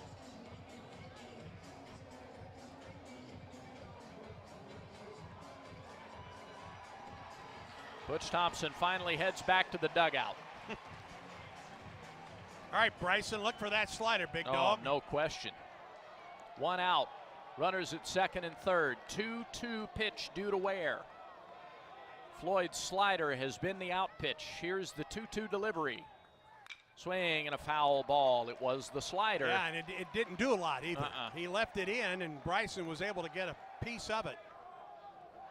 Does he dare try to sneak a fastball in? I would. I don't know. I think I might go slider one more time. Yeah. There's a lefty in the bullpen for Auburn now, by the way. Here's another 2-2 pitch to Ware. Fastball, missed the outside corner, and the count is full. I think that lefty is Connor Copeland. Full count. A walk would load the bases. Yeah, that's Copeland in the Tiger pen. He's the only one throwing. Pretty big pitch here. Payoff pitch to Ware. Here it is. No, he spiked it in the dirt all the way to the backstop. Here comes Irish. He scored. And down to third goes Pierce. It's 2-1 LSU on the walk and the wild pitch by Floyd. That is the third wild pitch this season. That's a tremendous at-bat by Bryson Ware. He fell behind a ball in 2 strikes. He works a walk, and now runners are at the corners with 1 out for Cole Foster. And I'm telling you something, Bobby Pierce getting to second on his base hit could be an enormous play in this inning for Auburn. Yeah. Because now he's at third. Third baseman Tommy White comes in on the grass as Foster steps in from the left side. LSU adjusts its defense. White way off the line. First pitch to Foster. Way outside, 1-0. All right, we are getting another confirmation that the person thrown out is the assistant coach, Josh Jordan, who's been their third base coach. And he refused to leave. Huh. I don't know if he's still not. I just don't know. Here's the 1-0 to Foster. No. Outside, 2-0. Foster flinched, turned the shoulders, but not the bat. 2-0 the count. Floyd up to 66 pitches. Runners at the corners, 2-1 game. Base hit would tie it, 2-0. Way outside, 3 balls and no strikes. Listen to the crowd.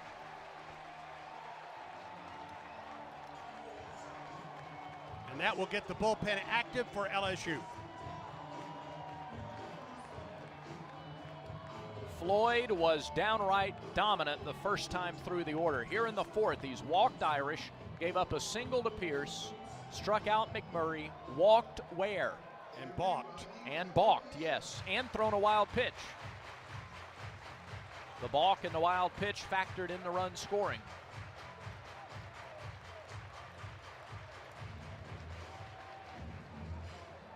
Three balls, no strikes. Foster steps back in, batting left-handed against Floyd. Bullpen catcher's now down there, and we can play ball again. Pitch clock starts. Floyd comes set. Floyd comes home. Ball 4 high. The bases are loaded. Floyd has walked 3 in the inning. And he wasn't close in that at bat. Nope. Bags are packed with Tigers. Pierce at third, Ware at second, Foster at first. Good speed all around for Kason Howell, the man who got the team together in between innings and fired them up. And that is, let me tell you, that bullpen, the dugout is locked in right now. Time called, and Travinsky, the catcher, goes out to talk to his pitcher. This has been a disruptive inning. Yes, it has for been. Everybody, including the pitcher. Yeah. After the balk, LSU had an assistant coach thrown out of the game. He refused to leave. The game has been halted twice just to try to move him along. Kason Howell struck out looking in the second. LSU leads 2-1, 1 out in the inning. White at third, even with the bag, maybe a step in from there, now a step back. Long look in by Floyd. He comes set with 8 on the pitch clock. First delivery to Howell. Swing and a miss at a slider. 0-1. Auburn baseball brought to you by the Alabama Department of Public Health. Don't wait, vaccinate, protect yourself and others. Visit alabamapublichealth.gov/IMM. 0-1 to Howell. Way upstairs. That was a slider that never broke. 1-1. Caden Green waits on deck. 1 out, bases loaded, 1 in for the Tigers here in the bottom of the fourth. Floyd deals. Slider outside, 2-1.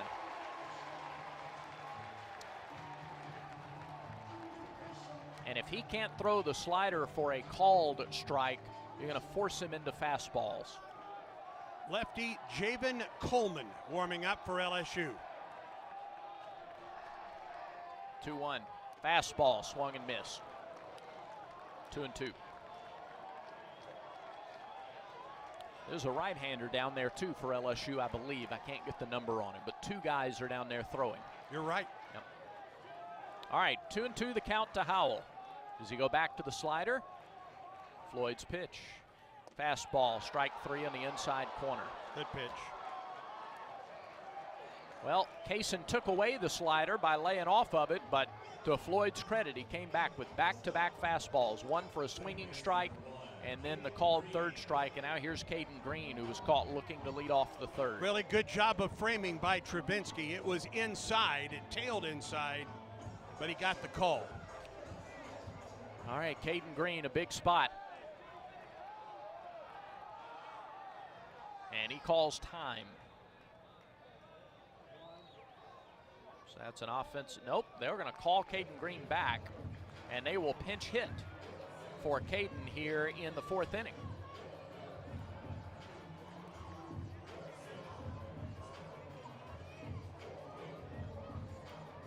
It will be Brody Wortham.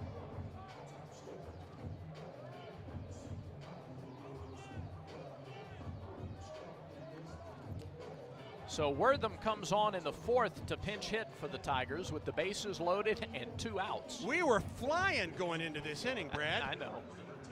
Wortham, 2 for 17. He has driven in 2 runs this year. He has only 3 strikeouts. Wortham was the guy who got the game-winning hit against Georgia Tech earlier this year. Slapped it through the right side. First pitch to Wortham. Missed outside, ball 1. 7th man to bat here in the 4th inning. LSU has stranded the bases loaded twice already in the game. Auburn trying not to leave them loaded here in the 4th. The 1-0 to Wortham. Fastball low, it's 2-0.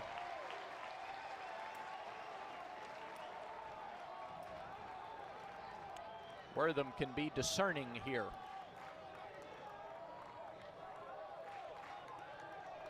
Floyd at 75 pitches.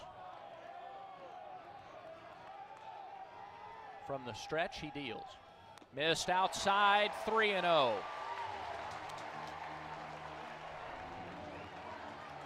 think he has the take. Yeah, I think so.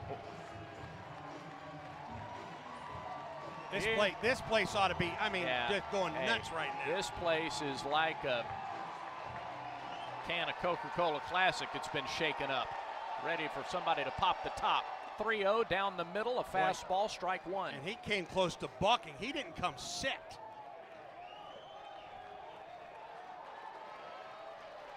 All right, Brody, go to work. See if he's swinging away here, if he makes him throw another one. The 3-1 delivery. Ball 4, a run is in. Wortham comes in off the bench and draws a walk. A pinch hit walk scores Bobby Pierce, and we're tied at 2 here in the 4th. 3rd RBI of the season for Brody Wortham. It was close, but it was outside. Travinsky tried to frame it, he could not, and that may be the end of the line for Ty Floyd. Irish and Pierce reached base to start the inning. Both come home to score. Ware goes over to 3rd, Foster to 2nd, and Wortham is at first. 4 walks in the inning. And it's time for our first Golden Flake call to the bullpen. In America, the future belongs to everyone. That's why we make trucks like Ford F-Series. America's best-selling trucks for 46 years straight, and counting. Made for performance and capability. Made to play hard and work smart, on and off-road. That's because they're built Ford tough. So be future ready with Ford F-Series, based on 1977 to 2022 calendar year total sales. This broadcast of Auburn baseball is brought to you in part by the Alabama Department of Public Health. Don't wait. Vaccinate. Protect yourself and others from COVID and flu. Visit alabamapublichealth.gov/IMM. Golden Flake call to the bullpen for LSU. Number 1, Gavin Guidry. 6'2", 173, a freshman from Lake Charles, Louisiana, and Barbie High School. He's also listed as an infielder. This will be his 11th appearance, his 10th in relief. Good numbers. 3-0 with a 3.18 earned run average and a save. 11 in the 3rd innings. 5 runs, 4 earned on 8 hits. 18 strikeouts, 7 walks, no homers, and an opponent's only hitting 195 against Gavin Guidry. In SEC play, 1-0, a 5.06 ERA. His save came in the league in 5 previous relief appearances. 5 in the 3rd innings, 3 runs on 6 hits, 6 strikeouts, 4 walks, no homers, and opponents hitting 286 against Gavin Guidry. Auburn gets Ty Floyd out of the ballgame. Floyd goes 3 2/3 innings. He's given up 2 runs, both earned so far, on 2 hits, 4 walks, 9 strikeouts, a wild pitch, and a balk. 78 pitches, 46 for strikes. And he was cruising through 3 innings.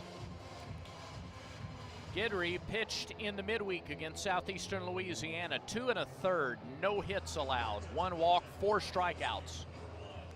Mostly slider. He's slider heavy occasional fastball, occasional change. And the slider was so effective for Floyd the first time the Auburn hitters saw it in the first 3 innings of the ball game. He wasn't able to throw it for strikes, for called strikes, as effectively the second time through the order. And as a result, he walked 4 batters in this 4th inning. So the bases are loaded, 2 outs, and here's Nate LaRue. Guidry's first pitch to Nate is right through there for a strike. 0-1. 8th man to bat in the inning. Auburn has tied it up. 3-pitch guy, fastball, slider, change. Yep. 0-1. Slider misses outside. 1-1. It is an over-the-top delivery, too.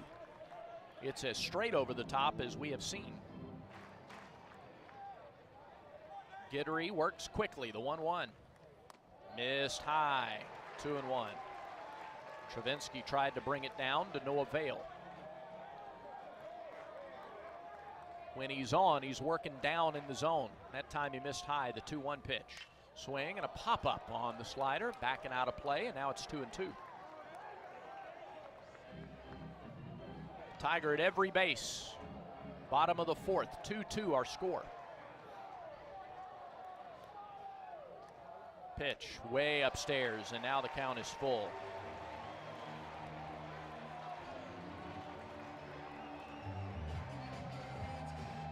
All right. Runners get a head start. Payoff pitch. Swing and a pop-up. Right side, will it stay in play? Jones from first? No, that'll get out of play. Over near the Plainsman patio. And the Auburn players return to their bases. They can do it again. Might he try to sneak a fastball? We'll see. Here go the runners again. Here's the pitch. Upstairs, he walked him, and Auburn leads. Guidry missed high. LaRue drew the walk. Ware scores from third. It's 3-2 Auburn. Tigers lead for the first time this weekend. And 2 of the 3 walks have come home to roost. Here's Chris Stanfield. Auburn is batted around here in the 4th inning. Stanfield 0 for 2, a pair of flyouts tonight. First pitch. Upstairs, 1-0, and Guidry usually is working low in the zone, but he's missing up tonight. The wind and the delivery. That's right through there for a strike. Fastball. 1-1 to Stanfield. Foster at third, Wortham at second. Pitch dropped in there for a strike. Good looking breaking ball. And it's 1-2 to Stanfield.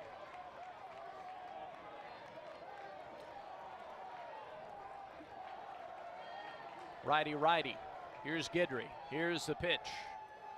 Called strike 3. Throws Stanfield. Chris didn't like the call. He says, man, it was at my neck. But the inning comes to a close, and don't let that dampen the enthusiasm. Auburn sent 9 to the plate. Tigers scored 3 runs to claim the lead. They did it on just 1 hit.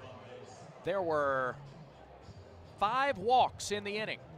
No errors. Tigers leave them loaded, and Auburn leads through 4 innings here at Plainsman Park. Auburn 3, LSU 2. Auburn baseball continues in a moment.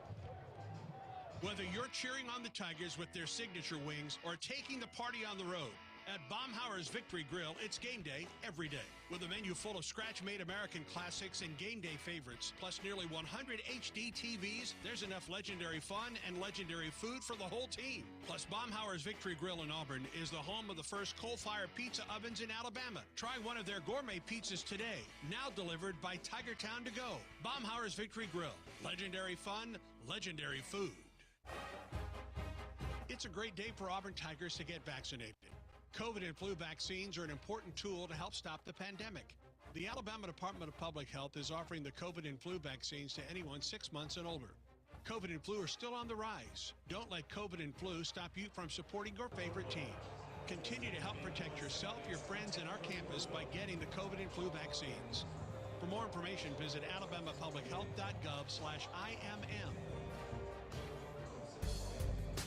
This broadcast of Auburn baseball is brought to you in part by Chick-fil-A. Download the Chick-fil-A app to earn and redeem points. Eat more chicken and War Eagle. We start the top of the fifth with the Golden Flake call to the bullpen for Auburn for Connor Copeland. Senior left-hander, 6'2", 178 from Mobile, Alabama, and Pensacola State. Connor is 3-1 on the year, an 8.04 earned run average. This will be his 13th appearance, his 9th in relief. 28 innings, 27 runs, 25 earned on 38 hits. 26 strikeouts, 9 walks, 3 homers, 330 the average against Connor Copeland. In the SEC,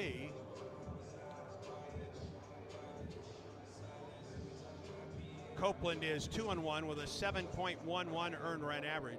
His 2 wins have come in the last 2 weekends of work for the Tigers. Here against Mississippi State 2 weeks ago, and at South Carolina last week. Tommy Vale gutted it out for 4 innings tonight. Sure did. Gave up 6 hits, 2 runs, 1 earned, 1 walk, 8 strikeouts, and he hit a batter.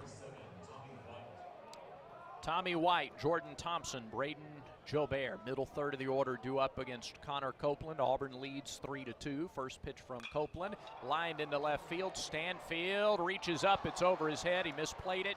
It's into the canyon. Extra bases for White. He cruises into second with a stand-up double. That was a frozen rope. That ball was tattooed by White. Stanfield came directly over instead of over and back to try to make the play. Had to adjust last minute, reach up, and at that point he couldn't make the catch.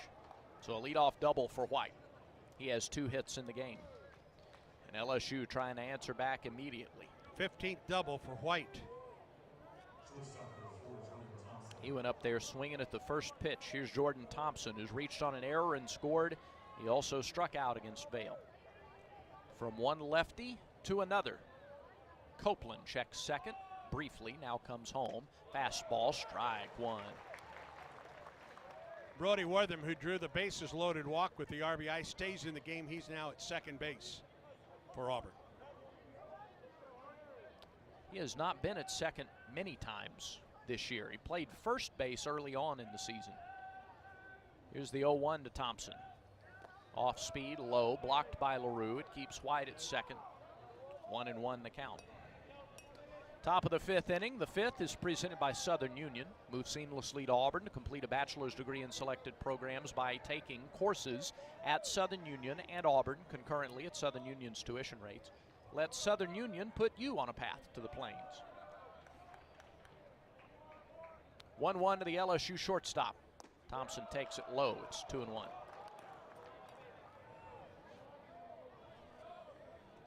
Three runs, 2 hits for Auburn, and an error. 2 runs, 7 hits, no errors for LSU. They've left the bases loaded in each of the last 2 innings. 2-1 pitch, swing and a miss. Got him to chase a fastball up and away, and now the count evens at 2-2. Lynn listening to us tonight in Houston, Georgia. Thank you, Lynn. 2 balls, 2 strikes. Nobody out, runner at second. Copeland's pitch on the way. Off the hands, a bloop foul right side over on top of the LSU dugout. Still 2-2.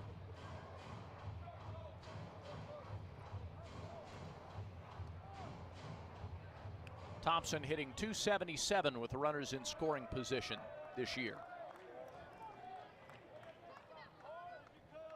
Copeland comes set. The pitch. Fouled back to the net. Chased a changeup that was letter high. Yeah, it was elevated. But it was elevated enough. Yeah. That it wasn't dangerous. Big full moon watching on from center field tonight.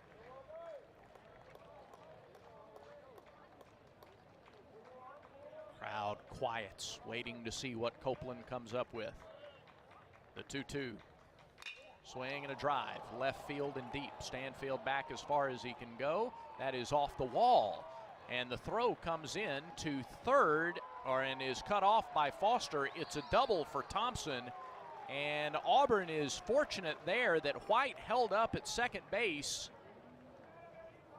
and did not advance immediately on the play. So runners are at second and third and nobody out. It's still boiling hot water here for Copeland and Auburn. Back-to-back doubles to start the inning. 11th of the year for Thompson, who came within an eyelash of hitting it out of here. 2-2 pitch, thigh high, outer half of the plate. Copeland frustrated that he didn't hit his spot. And now here's Braden Jobert, who's 0 for 2 with a ground out and a strikeout. Auburn goes into the shift against him. Pitch. Missed outside, 1-0. John Armstrong in the Auburn pen, warming up. Have we confirmed this is a different third base coach now for LSU? It is, it is, yes. 1-0 pitch. Caught the outside corner. It's 1-1, back-to-back off-speed pitches. This is the young man that was the first base coach before. And I think that's Mark Wanaka, now the first base coach for LSU. Jay Johnson out in the on-deck circle giving instructions. The pitch is lined hard but foul off to the right. Another changeup. Jobert was early. And now the count 1-2 to the LSU right fielder. Doubles by White and Thompson. White held up at second as Thompson's ball hit high off the monster, so they're at second and third with nobody out. Strikeout would be enormous. Here's the 1-2. Swing and a foul tip into the catcher's mitt. Copeland gets the strikeout. 9th K of the night for the Auburn pitching staff. K counter presented by Kia of Auburn, where you're always number one. 1 out. And Hayden Travinsky, the batter. An RBI single back in the second. His head coach was giving him instructions when he was in the on-deck circle. Right-handed hitter against the lefty Copeland. First pitch to Travinsky. Right there for a strike on the knees, outer half. Travinsky a single in the second, a strikeout in the fourth. Runners at second and third. Auburn leads 3-2, clinging to that lead here in the fifth. 0-1 pitch. Strike two. Off-speed pitch, landed it on the inside edge. His RBI single came on an 0-2 pitch in the second. Copeland trying to put away Travinsky here. Connor comes set. He delivers. Popped up, right side. That'll get into the seats. All finals on the Yellowwood scoreboard today. Georgia over Tennessee 3-1. Ole Miss beat Missouri 20-14. Missed the extra point. 2-1. Alabama wins the series against Vanderbilt. A&M beats Florida 15-2 today. And Arkansas over Mississippi State 14-2. 0-2 pitch again. Popped it up, right side. McMurray gives chase. He runs out of room. It bounces, or it hits the net over near the LSU dugout. Still 0-2. Auburn softball lost in 9 innings today by a score of 5-4. Rubber game of that series. Final game of the regular season tomorrow morning at 11 at Jane B. Moore Field.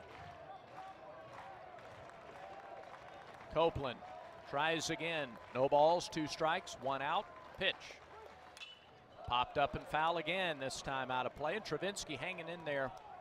0-2. And he's been doing it against the fastballs. Does Connor have a changeup to waste off the outside corner? Here's the pitch. Swing and a miss. Got him with a fastball. Yeah, elevated it just a little bit, and Travinsky is down on strikes for the second time. Copeland has struck out back-to-back batters, and now those runners are at second and third with 2 down for Cade Beloso. Beloso is 0 for 2 with a strikeout and a pop-out. No let up here. No let up. First pitch to Beloso, deep in the left-handed batter's box. Swing and a line drive into right field, and Pierce can't make the sliding catch. 2 runs will score on the play. It's a 2-run single for Cade Beloso. Jumped on the first pitch, and LSU has reclaimed the lead. It's 4-3 here in the fifth. Beloso has his first hit of the night, his first hit of the weekend.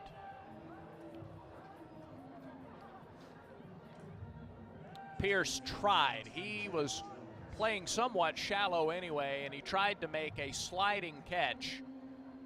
reached down at an awkward angle to his left and couldn't come up with it. Runners were going on contact with 2 outs. Here's Jared Jones, who's tattooed the ball twice tonight. He takes ball 1 down and in. So those back-to-back doubles to start the inning both come home to score. Jones has doubled, singled, scored one of LSU's 4 runs. 1-0. A little bit low, 2 balls, no strikes. Number 9 hitter, but they put him there to be the fire starter in the number 9 spot tonight. 14 homers, batting .343 on the season now. Takes a home run cut, foul tips it into the mid. 2-1. Auburn batted around, scored 3 times in the bottom of the 4th. LSU answered with 2 here in the top of the 5th. Back on top 4-3. 2-1 pitch. Jones takes it just a little bit inside. Boy, he jumped out of the way of a pitch that I'm not sure he needed to jump. No. And then Auburn didn't get the call. He sold that as ball 3. Jones has driven in 45 runs. 3-1 pitch. That's up and in, ball 4. So Copeland has come on here in the 5th, gave up back-to-back doubles, struck out back-to-back batters, gave up a single to Beloso and a walk to Jones, and now the 7th man to bat for LSU in the inning is Gavin Dugas. It is his 4th plate appearance of the night, and before he bats, Darren Schoenrock comes out. He's looking toward the bullpen, and he's just made the motion. So John Armstrong will come on for the Tigers, and Will Cannon jogs down to that bullpen for the Tigers. Connor Copeland, 2/3 of an inning, 3 hits, 2 runs, 1 walk, no strikeouts. And John Armstrong becomes the 3rd pitcher of the night for the Tigers on this Golden Flake call to the bullpen. Conecuh Sausage is a product we all know and love, and it's the official sausage and hot dog of the Auburn Tigers. Conecuh Sausage is made from the finest cuts of pork, patented blend of seasonings, all natural casings, and smoked over a pure hickory fire for that true southern flavor. Enjoy a crowd-pleasing Conecuh Sausage dog or premium hot dog while watching the Tigers, and make Conecuh part of your game day or any day. Conecuh Sausage is celebrating their 75th year. The Sessions family making their premium smoked sausage in Evergreen, Alabama. Be sure to visit the new Conecuh gift shop right off I-65 at exit 96. Golden Flake call to the bullpen for the Tigers to John Armstrong, sophomore right-hander, 5'11", 225, from Harrison High School in Marietta, Georgia. Armstrong is 6-2 this season with a 5.40 earned run average. This will be his 20th appearance, his 19th in relief, and he has 2 saves. 33 1/3 innings, 24 runs, 20 earned on 35 hits, 32 strikeouts, 14 walks, 5 homers. Opponents are hitting .263 against John Armstrong. In SEC play, Armstrong is 2-2 with a 7.43 ERA. This will be his 8th appearance, his 7th in relief, 13 1/3 innings, 15 runs, 11 earned on 23 hits, 11 strikeouts, 7 walks, 2 homers, and opponents hitting .377 against John Armstrong. Connor Copeland gave up back-to-back doubles to start the inning. Looked like he might get out of the inning with back-to-back strikeouts of Jobert and Travinsky. But on the first pitch to Cade Beloso, he gave up a single to right that scored 2 runs, and then he walked to Jared Jones. And now it's Gavin Dugas to the plate with runners at first and second and 2 outs in the 5th inning. The fact that this is a 1-run game in the 5th kind of goes against what the numbers say. LSU is 6 for 12 with runners in scoring position tonight, and they have 4 runs on the board. 6 for 12 with runners in scoring position. Auburn is 1 for 6. LSU is 4 for 8 with 2 outs, and that's where the trouble has come. 3 of the 4 runs have been scored after 2 were retired for LSU. They're 4 for 8. Auburn 0 for 4 with 2 outs. And now Armstrong will do battle with the leadoff hitter, Gavin Dugas. A strikeout. He's been hit by a pitch and walked. See if he goes up there looking to swing at the first pitch of Armstrong's outing, as White went up looking to swing at the first pitch of Copeland's appearance. 5 of LSU's base hits tonight have come with 2 out or 2 strikes in the at-bat. Yep. So here's Armstrong. First pitch to Dugas. Just outside, ball 1. John made the trip but did not throw last weekend for Auburn at South Carolina.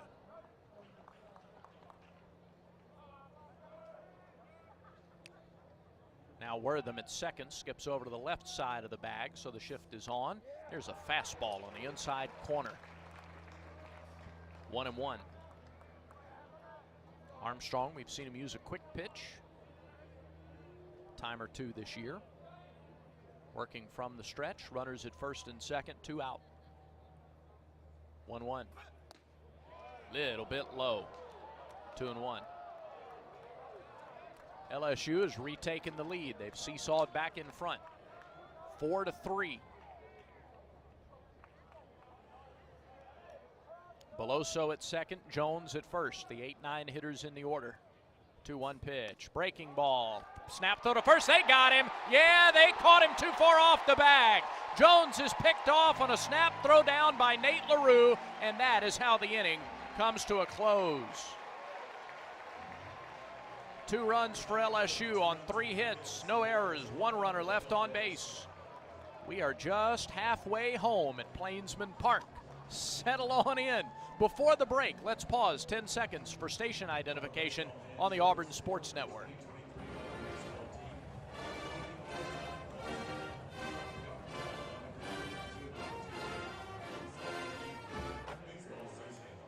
Did you bring your sleeping bag? 4-3 LSU. We go to the bottom of the 5th when Auburn baseball continues in a moment. And we're back with breaking news. Coke Zero Sugar might be the best Coke ever. That's right, Jim. Coke Zero Sugar is a must-try for any Coke fan, so make sure you... Jim. Jim. We're on the air. Ooh, yes, this tastes like the best Coke ever to me. Your thoughts, Jen? Well, can I have a sip? Jen, we're in the middle of reporting the news. I need to try it first. We've all been caught up in the little chores that pile up every day. The dishes in the sink, the trash that needs taking out, the pesky check engine light. Isn't it time to make a change and escape to a whole new world of possibilities? Where there's dinner without dishes, nights filled with adventure, and every day you feel like a winner. A little change can go a long way when you escape every day at Wing Creek Casino and wingcreekcasino.com. Exclusive play-by-play coverage of Auburn baseball is brought to you by Cook's Pest Control and the Centricon system. You don't have to live with termites. As we go to the bottom of the 5th, we go to a golden plate call to the bullpen for LSU to Javen Coleman, number 49, left-hander, 6'2", 205, a sophomore from Richmond, Texas, homeschooled. Coleman comes on 1-0 with a 5.06 ERA. He's coming off of Tommy John surgery. This will be his 4th appearance of the season, his 3rd in relief. 5 1/3 innings, 3 runs, all earned on 3 hits, 9 strikeouts, 4 walks, 2 homers, and opponents hitting 158 against Coleman. Javen has made 2 previous relief appearances in the league, 1-0, a 6.23 ERA. And he will get the 2, 3, and 4 hitters for Auburn in the 5th. Yeah, the 3 runs he gave up came in 2 innings at Ole Miss. The other 3 1/3, no runs, no hits allowed in the other outings he's had this year since coming off the Tommy John surgery. This guy is mostly fastball. He is 80+% fastball to lefties and righties. Lefties don't have a hit against him this year. Ike Irish leads off and bounces one foul past first. He narrowly missed extra bases. Irish has been aboard twice tonight. He has singled, he has walked, he has scored. Ike led off the 4th with a walk, took second on a balk, scored on a wild pitch.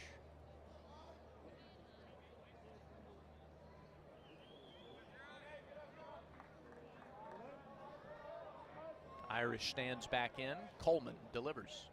Fastball, fouled off this time to the left side. Irish hit that a long way, but foul. Kudos to those who are huddled up together in the Tiger Terrace tonight. I mean, there is not an inch of open space anywhere. 0-2 to Irish. Threw him a changeup. Ike fouled it off. A lot of closeness out there on the Tiger Terrace Yeah. right now. Yeah. Make some new friends out there tonight. Whether you want to or not. Yeah. All right, Ike widens his stance. 0-2 pitch. Down and away, ball 1. Irish, Pierce, McMurray. Coleman with a powder blue glove. Holds it in front of his face, gets the sign, rocks into the wind, and the 1-2 pitch fouled away. Climbed the ladder on a fastball and stayed alive.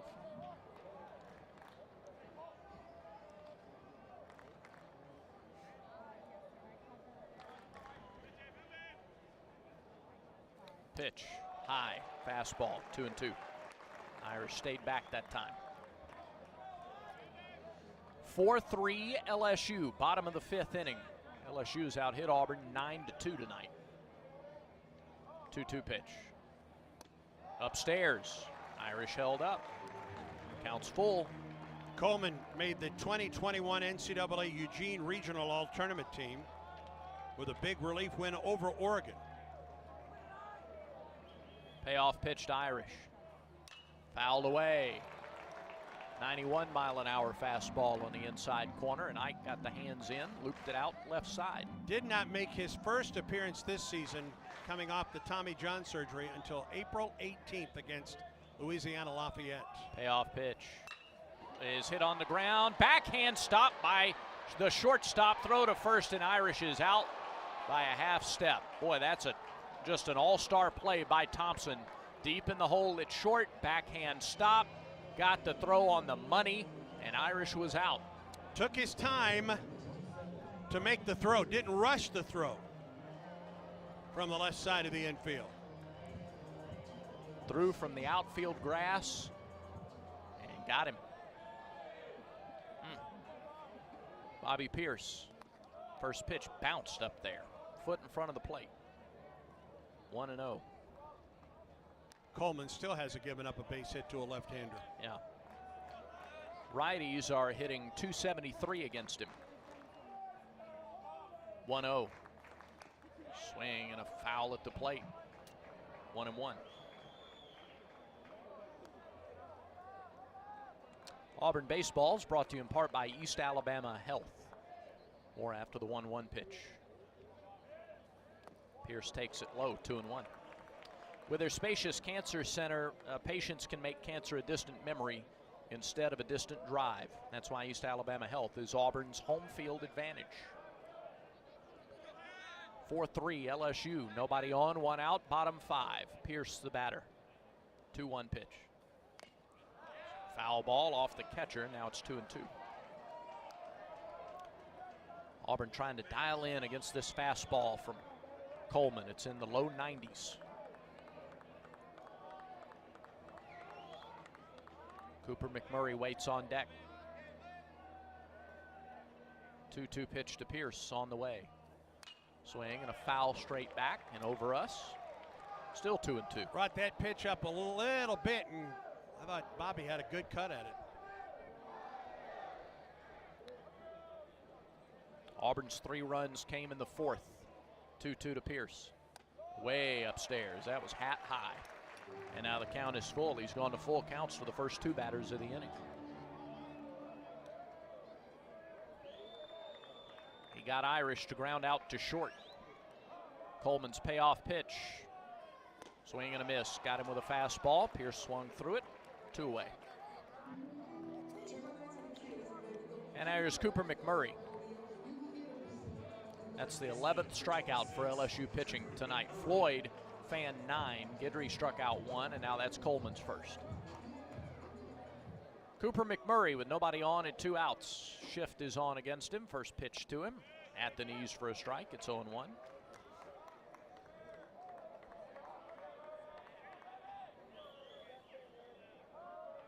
0-1 pitch.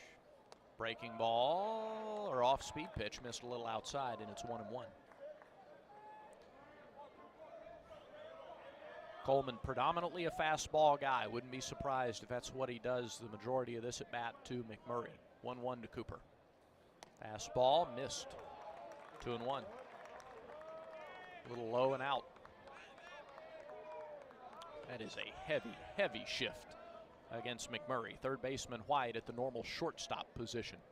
2-1. Swing and a foul off, out of play. It's 2-2. Coleman trying to work a 1-2-3 fifth inning after LSU regained the lead in the top of the fifth.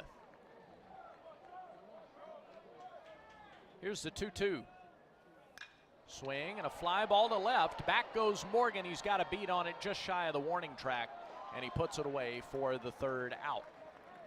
A ground out, a strikeout, a fly out, and Auburn goes in order in the fifth. We're through 5, LSU 4, Auburn 3. This is the Auburn Sports Network from Playfly. Here's a clip from a recent Talking Tigers podcast with Andy Burcham. Randy Campbell. I remember being in the locker room, it's pretty famous. Coach Dye, it was, totally silent in there. And the first thing I can remember Coach Dye saying is, listen to our people. And somebody opened the door to the locker room to let the sound come in, and none of the Auburn fans had left the stadium. And in unison, they're chanting, "It's great to be an Auburn Tiger," here at Jordan-Hare. So there's, lots of them, 60,000 or whatever. You heard that, and it was so inspiring to hear that they cared that much, that they believed that we were going to accomplish some great things, and they were there to be a part of it and help it happen. But because of that, even though, we were an underdog going into the Alabama game, but we didn't feel like underdogs. A new episode of the Talking Tigers podcast is released every Monday, wherever you listen to podcasts. Like and subscribe to the Talking Tigers podcast, only from the Auburn Sports Network.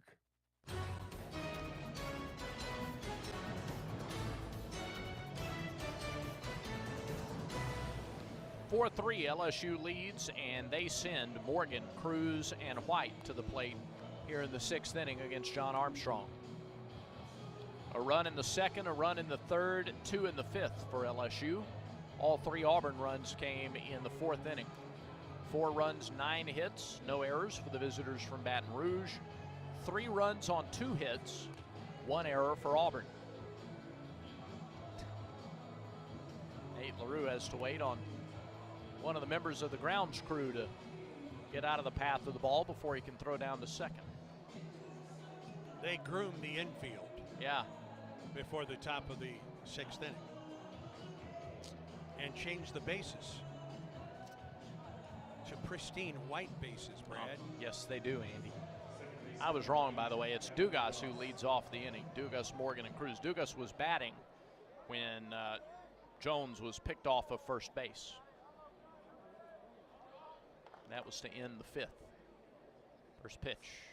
Missed outside, ball 1. So he saw 4 pitches from Armstrong in the 5th.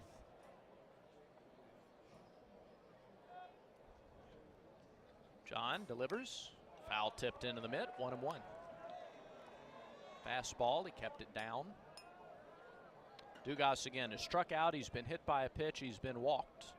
He's been stranded in scoring position twice tonight. Swing and a miss at a fastball, outer half. And it's 1-2. Tigers could use a good long outing from Armstrong tonight. Pitch outside, 2-2. John not happy with that one. He is working in a hurry.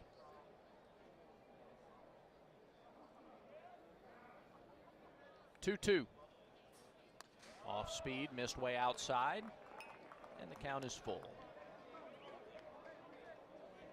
Again, this is his first outing in over a week for Auburn. Auburn pitchers have struck out 10. 3-2. Ground ball, Ware to his left, gloves and throws. This one is letter high and corralled by McMurray for the first out. So Dugas grounds out, and here's Trey Morgan. Morgan is 2 for 3. He has struck out. He has singled twice. He has 5 hits. He's 5 for 8 on the weekend.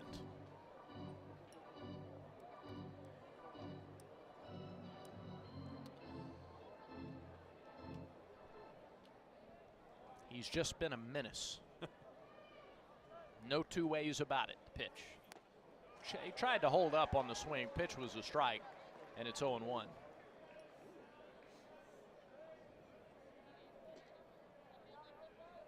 Left-handed hitting left fielder. Swings and grounds one left side. Glove stop by Ware. Throw in time.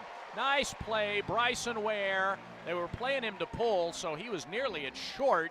He slid to his left to stop it, threw on to first. Smooth play for out number 2. And that's our defensive play of the game, presented by Cook's Pest Control and the Centricon system.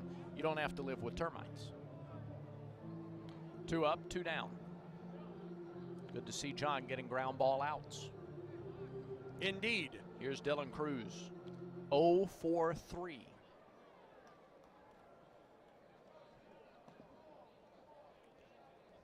First pitch to the center fielder. Off speed, strike one on the inside corner. Top of the 6th, 4-3 LSU. The 0-1. Breaking ball, missed a little high. And it's 1-1. Used a little hesitation move with the leg kick that time before the pitch. 1-1. Fastball misses low. And it's 2-1. He's varying the delivery. Anything to try to disrupt the rhythm of the hitters. 2-1. There's a strike on the inside corner. And it's 2-2. And now the shift is on against Cruz with 2 strikes. Wortham moves over to the left of the second base bag. Pitch, quick pitch, grounded foul at the plate. So we'll do it again. Interesting article in the Opelika Auburn News, I guess yesterday, on how he came to this delivery, John Armstrong. Almost by accident. 2 balls, 2 strikes, 2 outs. Here's the pitch to Cruz. Missed outside, and the count is full.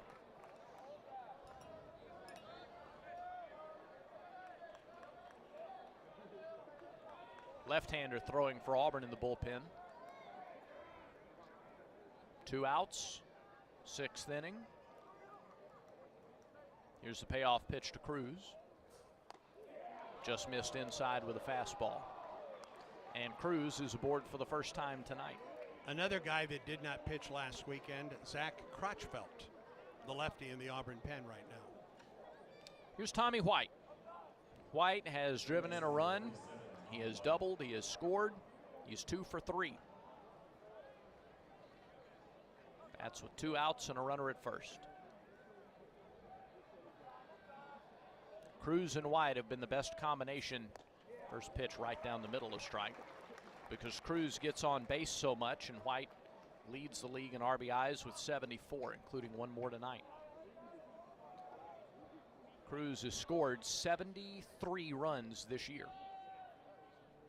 Here's the 0-1. Just missed the outside corner. That was close. It's 1-1. Pair of ground outs from Dugas and Morgan, and then Cruz walked. They've had base runners in every inning since the first.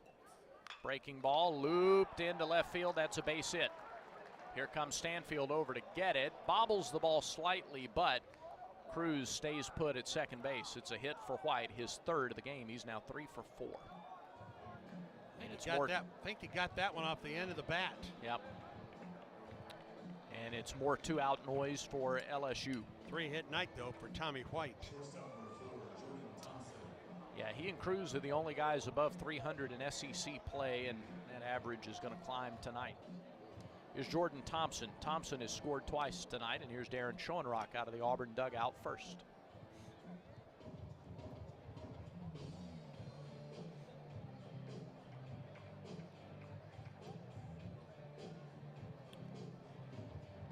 The base hit by White is LSU's 10th of the game. We're in the 6th inning. John Brammer will go out to try to move things along. Thompson doubled and scored in the 5th. 3 of LSU's 4 runs have been scored with 2 outs tonight. Thompson reached on an error in the 2nd, came around to score. Struck out in the 3rd. and then doubled and scored in the 5th, so he's 1 for 3. Junior shortstop made a fine play defensively in the bottom of the 5th. Runners lead from 1st and 2nd. Armstrong trying to get out of the 6th. The pitch right through there, strike 1. Nice pitch on the outside edge. Broke across the plate.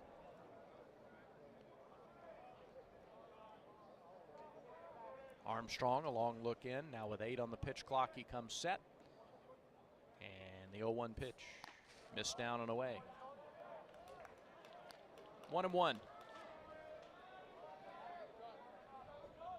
Thompson 6th in the order last night. He was bumped up a spot. He went 0 for 4 last night. 3 flyouts. Or 4 flyouts, rather. 1-1 from Armstrong. Fastball, a little bit low. 2 balls and a strike.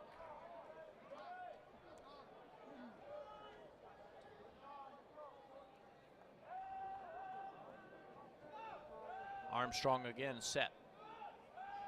His 2-1 to Thompson is tapped foul left side, and the count is even at 2-2.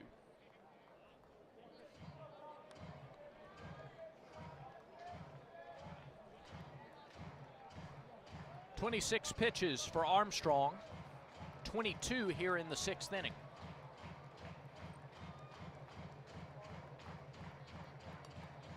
Trying to turn LSU away, keep it a 1-run ball game. It's 4-3.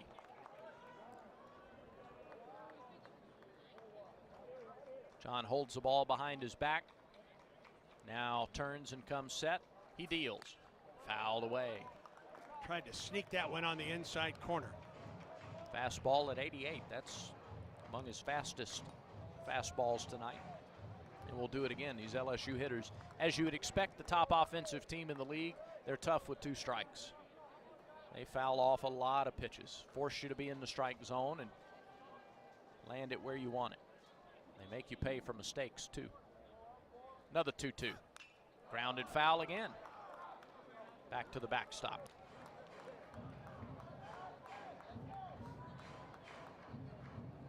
And LaRue goes out.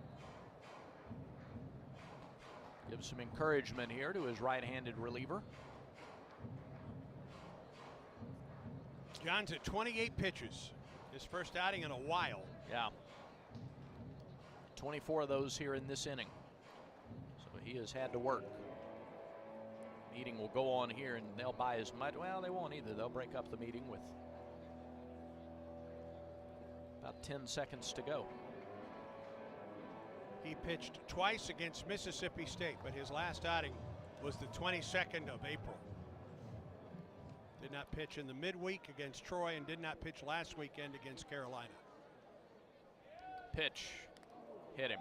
Tried to throw a breaking ball, and it did not break. And the 2-2 pitch hit. Jordan Thompson, second hit batter of the night for Auburn pitching, and that loads the bases with 2 outs. Got a lefty coming up. Will Auburn go to the lefty in the pen and Zach Crotchfeld? All this after 2 were out. The answer is yes. Yep, there's Darren Schoenrock. And Armstrong will come out of the ball game. He got 2 ground outs from the top 2 in the order to start the inning. And then a walk to Cruz, a single by White, and a walk to Thompson. And Braden Jobert will face Zach Crotchfeld as Auburn makes a Golden Flake call to the bullpen.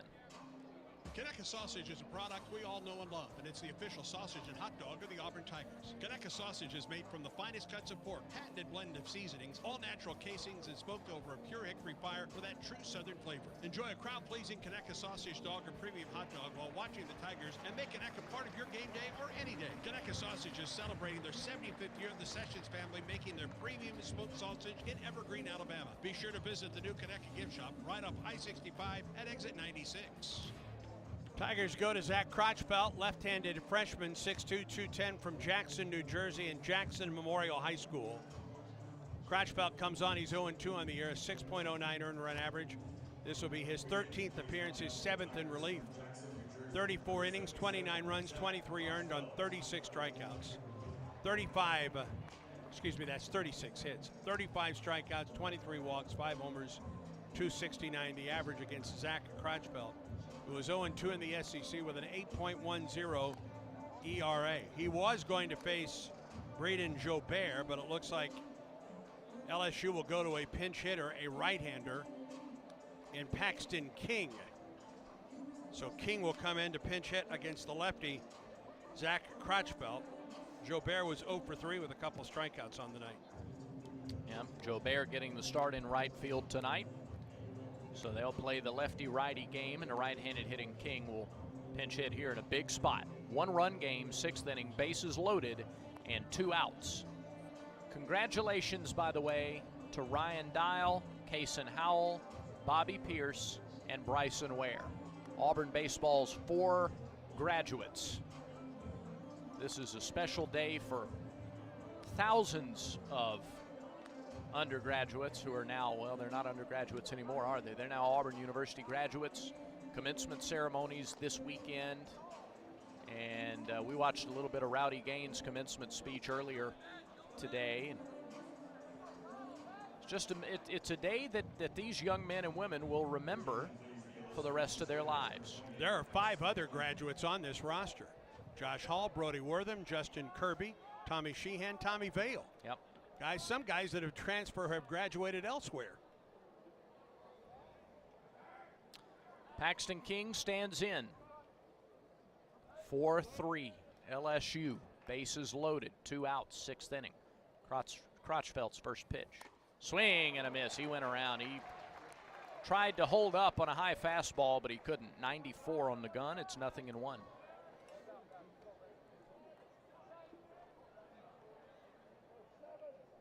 .311 average for King. He's hit 4 homers. The 0-1 paints the outside corner. Another fastball, 95. LSU's been good with 2 strikes. They're 5 for 9 with 2 outs. The 0-2 pitch.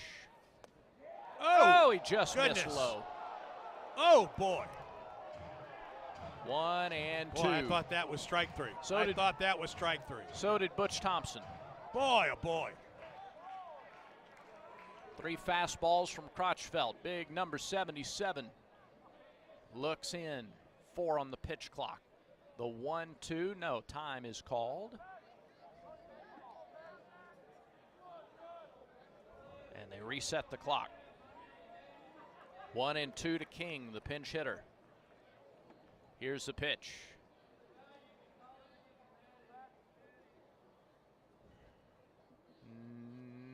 Now here's the pitch. Off the hands, fouled to the screen. Still 1 and 2. 96. And progressively faster. Oh, trying to put away King. 4 homers, 9 RBIs for King. Freshman right-handed pinch hitter. The 1-2 from Crotchfeld. Swing and a miss. Crotchfeld put him away. Slams the door on the Fighting Tigers, who leave them loaded for the 3rd time in the first 6 innings of this ball game. No runs, 1 hit, 2 walks, no errors. They've stranded 11 through their first 6 turns at the plate. Auburn trails 4-3 as we go to the bottom of the 6th. That's when Auburn baseball continues in a moment.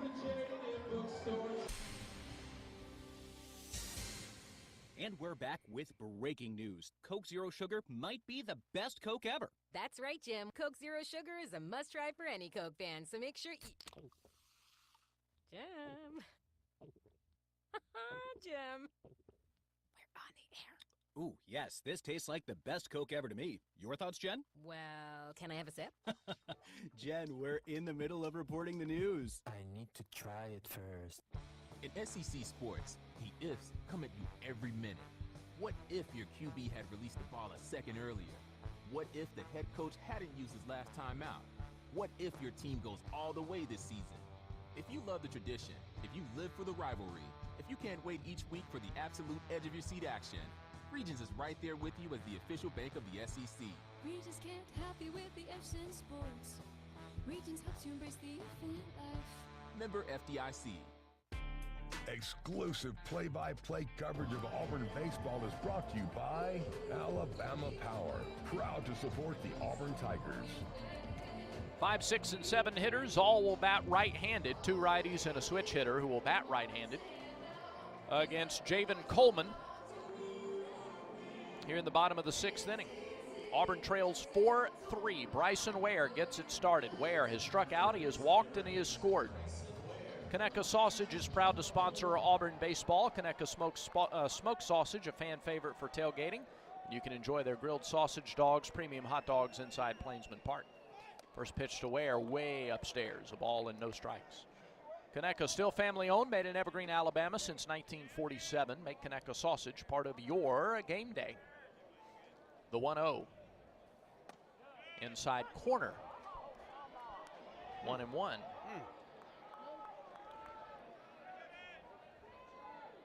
Coleman working in a hurry, plants and fires. Missed upstairs again, and it's 2-1. He's heavy fastball. Fastball been in the upper 80s here in this at-bat to Ware. 2-1. Upstairs again, 3 balls and a strike. Ware, one of those 4 new Auburn graduates. 3-1 pitch. Ball 4, he missed high. And all 4 out of the strike zone were high in that at-bat. Auburn has a leadoff base runner in the 6th. Cole Foster will hit from the right side for the first time tonight. Foster walked in the 4th. He struck out in the 2nd. Both those at-bats against the starter, Ty Floyd. Right-hander Bryce Collins, right-hander Thatcher Hurd start to warm up in the pen as the pitching coach Wes Johnson comes out and brings the entire LSU infield to the mound.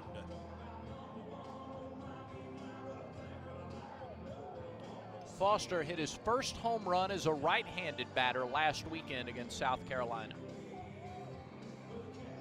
This season? Yes, he had plenty last year from the right side, yeah. Relatively quick meeting, still time on the clock when the meeting busts up.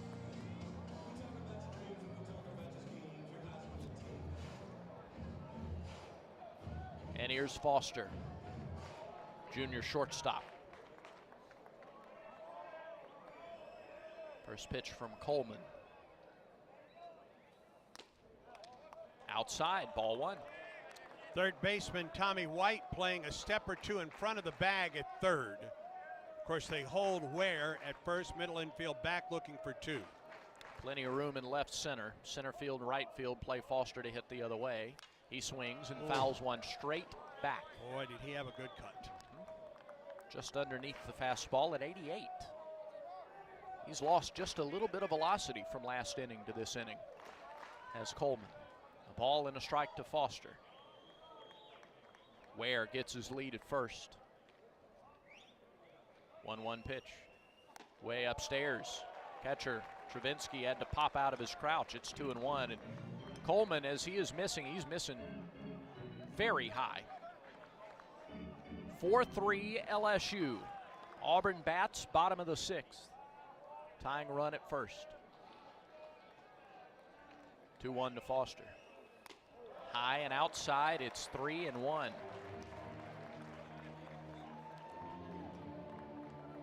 There are guys ready in the LSU bullpen, I believe. By the way, Paxton Kling stayed in the game. He's at right, replacing Jobert. 3-1 pitch to Foster. High, ball 4. He's walked back-to-back batters to start the inning, and my guess is he will not be around a whole lot longer. Ware down to second, Foster at first. And he's missed up. Yeah. Consistently in this inning. Not particularly close up either. Kason Howell is 0 for 2 with a couple of strikeouts. Again, both of those at-bats against Floyd. Kason, a new graduate. Saw somebody on Twitter today. So I'm guessing it's Dr. Howell now?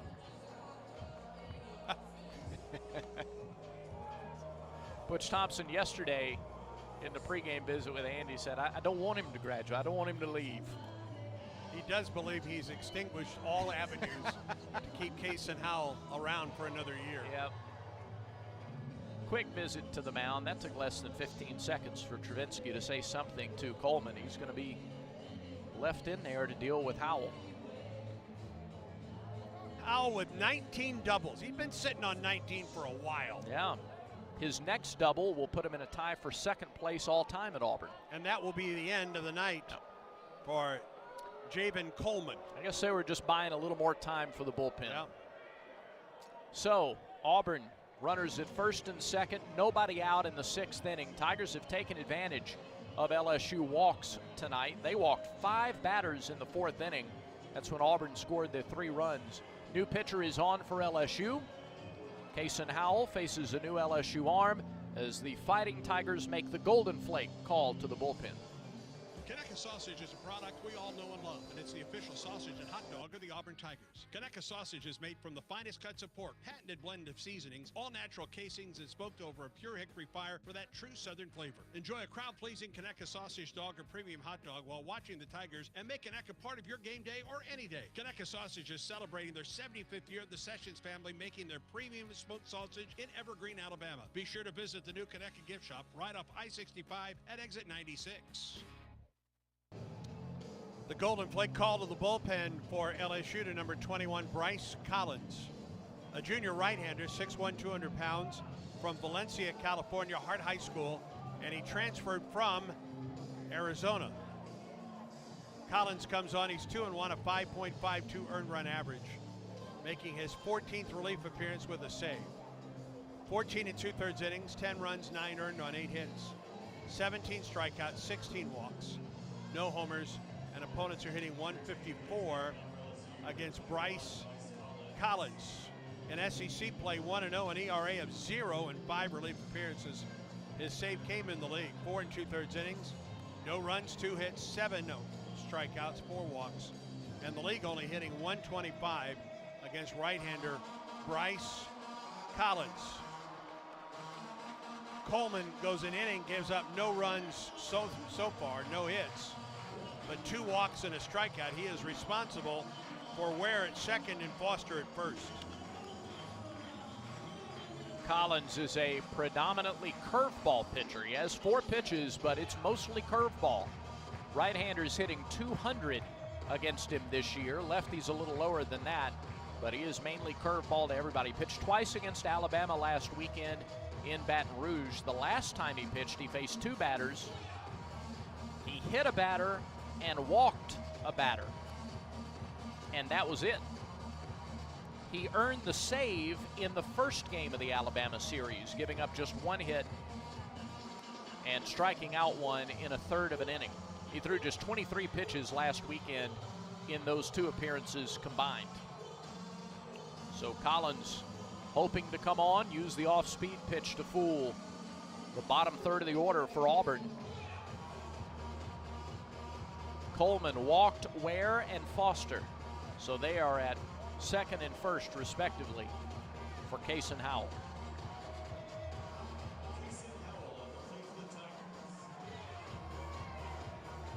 For 4-3 LSU. Tigers have out-hit Auburn 10-2 tonight. Be a good time for the 3rd hit. Here's the pitch. Howell shows bunt, pulls it back, takes it outside, ball 1. Well, they got in behind the runner at second base, and the pitcher didn't see it. Then Howell showed bunt and took a ball. What happened on that pitch? Jones way in at first on the grass. Here's the pitch. Bunted, popped it up, caught by the catcher. Howell got underneath it and popped it up on a 91-mile-an-hour fastball. 1 away. Runners still at first and second. That's a great idea. Get the runners over, but credit Collins for making the pitch, coax the pop-up. Here's Brody Wortham. He walked with the bases loaded his last time.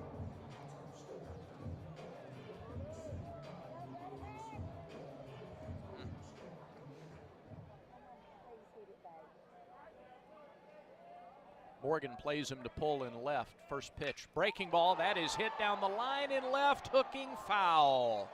Wortham with a really good swing on the first pitch breaking ball. He was just a tad early. 0-1.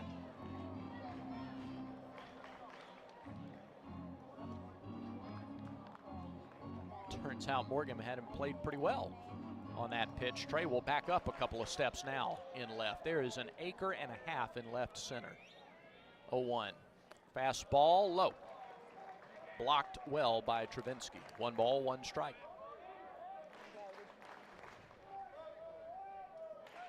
Joe Bear with the really good arm in right field now out of the ball game, and King, keep an eye on that if Wortham hits it the other way.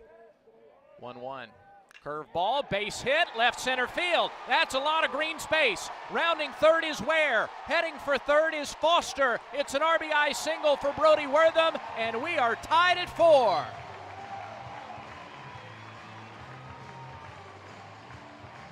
Wortham was ready for the curveball. He hung it up there just a little bit, and the Tigers pay off the leadoff walk to Bryson Ware.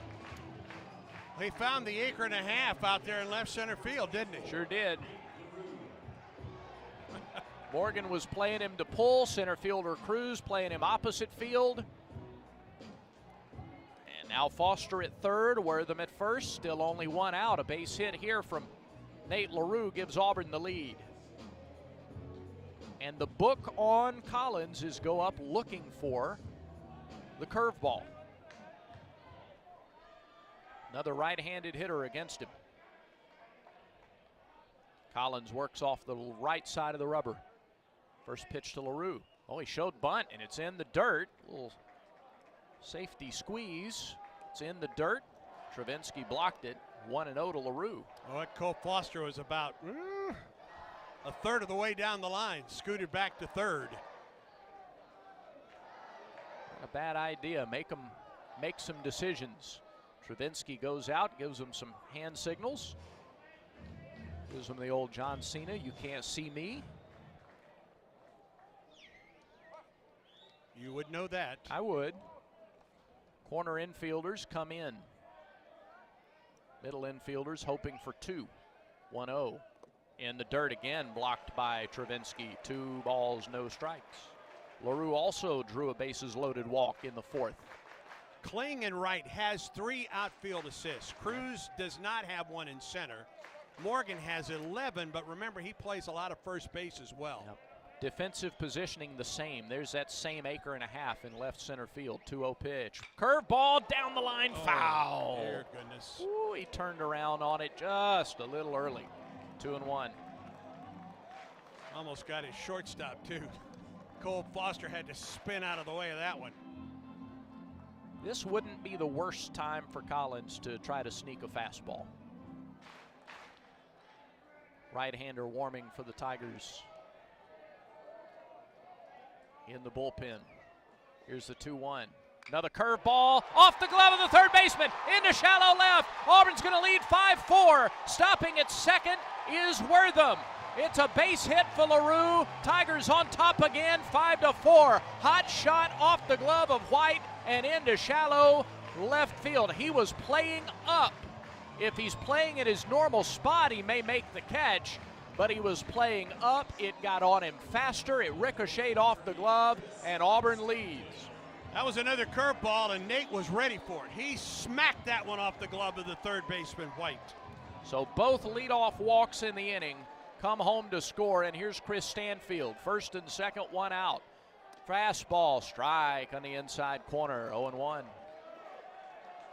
Stanfield looking for his first hit of the game. He's flied out twice. He has struck out once. Pitch. Fastball hit him. Sure did. He tried to jackknife out of the way, but he couldn't. Caught the jersey coming by, and the bases are loaded for Ike Irish.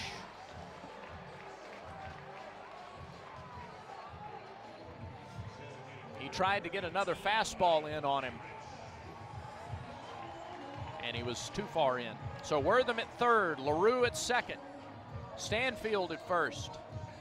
Ike Irish, 1 for 2, a single, a walk, a ground out. He has scored a run. And now pitching coach is out of the LSU dugout. He gathers the guys in gray together. Auburn fans protest. And the call has been made. Irish will face somebody else. 5-4. Auburn has scored twice. here in the bottom of the 6th inning, and 4 of the 5 runs for Auburn tonight have been scored by guys who reached on walks. New pitcher is in for LSU. And let me tell you something, he's a big guy. We'll give you his numbers when we come back on a Golden Flake call to the bullpen. Conecuh Sausage is a product we all know and love, and it's the official sausage and hot dog of the Auburn Tigers. Conecuh Sausage is made from the finest cuts of pork, patented blend of seasonings, all natural casings, and smoked over a pure hickory fire for that true southern flavor. Enjoy a crowd-pleasing Conecuh Sausage dog or premium hot dog while watching the Tigers, and make Conecuh part of your game day or any day. Conecuh Sausage is celebrating their 75th year. The Sessions family making their premium smoked sausage in Evergreen, Alabama. Be sure to visit the new Conecuh gift shop right off I-65 at exit 96. Third pitcher of the inning for LSU, the Golden Flake call to the bullpen to number 38, Riley Cooper. Lefty, 6'2", 270. A junior from Fresno, California, Clovis High School North. And a transfer from Arizona. Remember, Jay Johnson came from Arizona to take over as a head coach at LSU. Cooper comes on 3-2 on the year, 6.61 ERA. This will be his team-leading 19th appearance and his 17th in relief. 31 and a third innings, 23 runs, all earned on 39 hits, 31 strikeouts, 12 walks, 4 homers, and opponents are hitting .300 against Riley Cooper. This is his 11th appearance in the league, where he's 2-0 with a 7.07 ERA. 14 innings, 11 runs, 11 runs all earned on 19 hits, 12 strikeouts, 5 walks, 2 homers, and the league is hitting .317 against lefty Riley Cooper.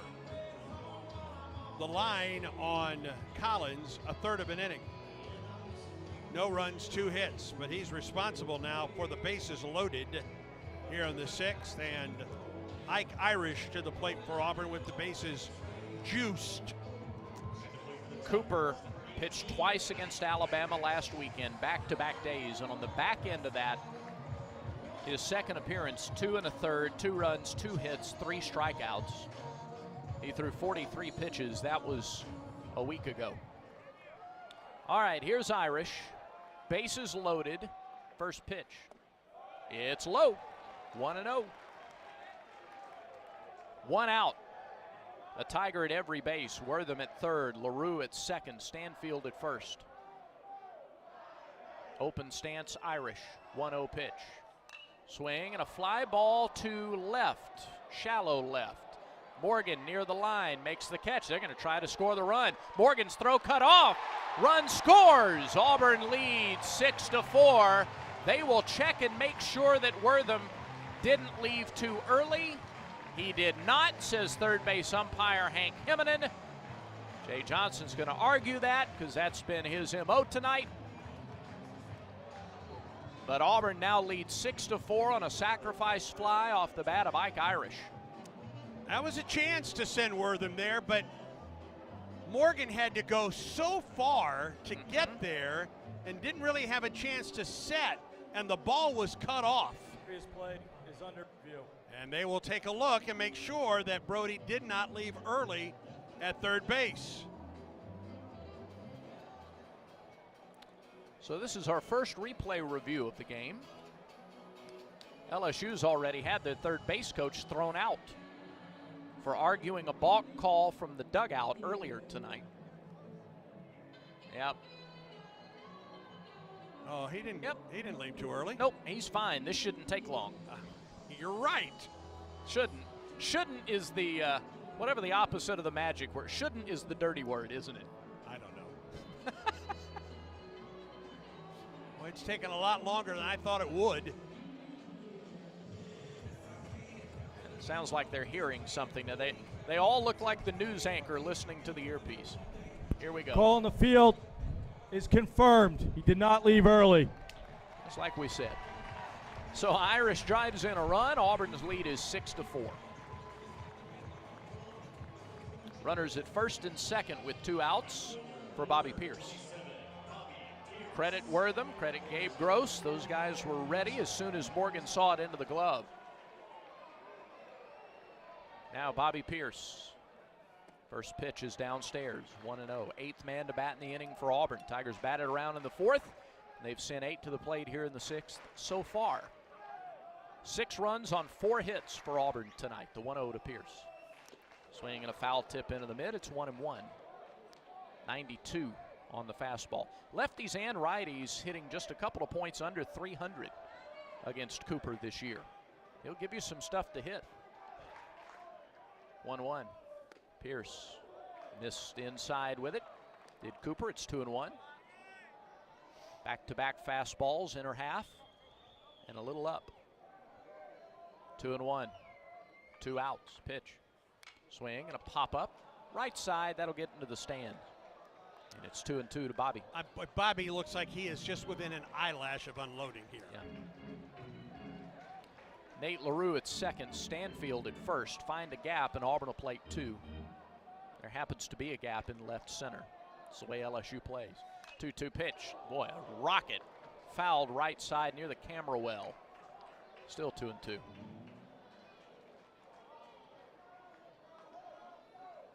(6-4) Auburn, bottom of the 6th inning. This one is a long way from over.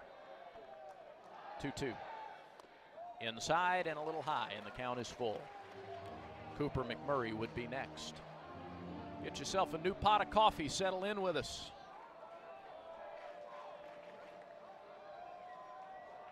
Payoff pitch to Pierce.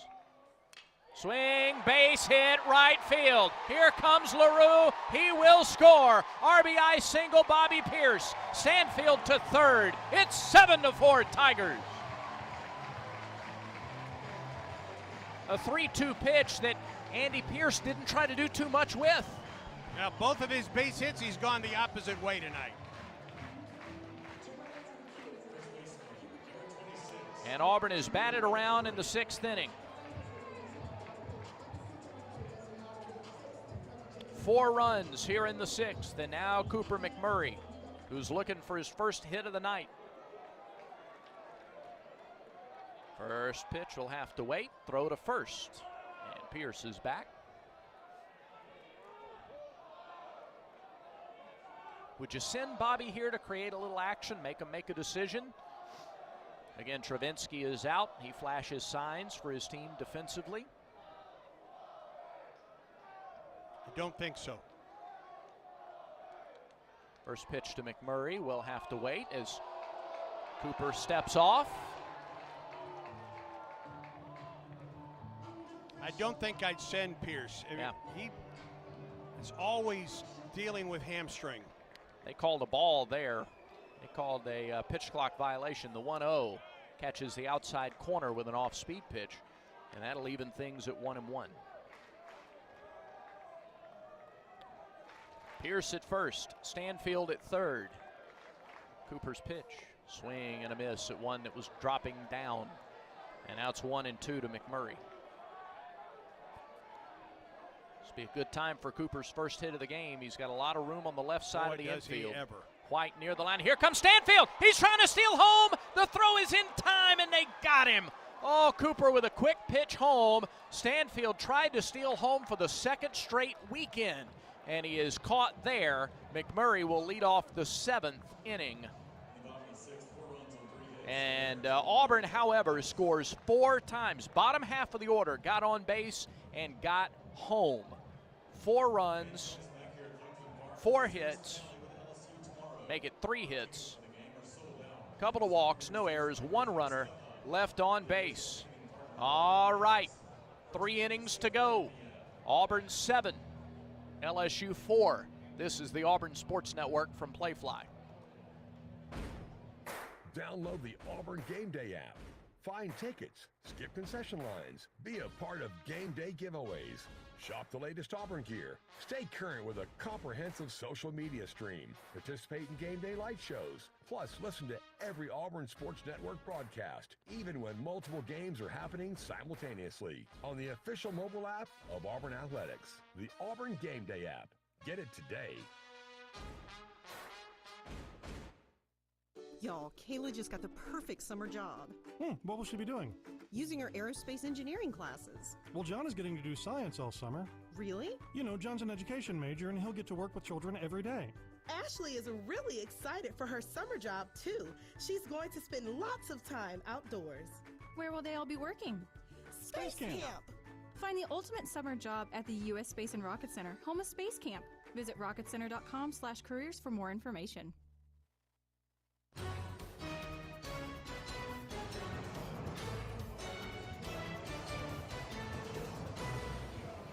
Auburn leads 7-4 through 6 innings. Will Cannon is on for the Tigers on a golden flake call to the bullpen.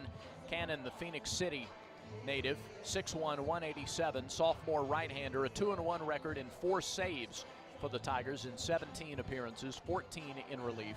2-1, 4.66 earned run average, 36 2/3 innings for Will, 43 hits, 21 runs, 19 of them earned. He has walked 24, fanned 35. He's given up 13 doubles and 3 homers. He has hit 6 batters and thrown 3 wild pitches, and teams are hitting .301 against Will Cannon.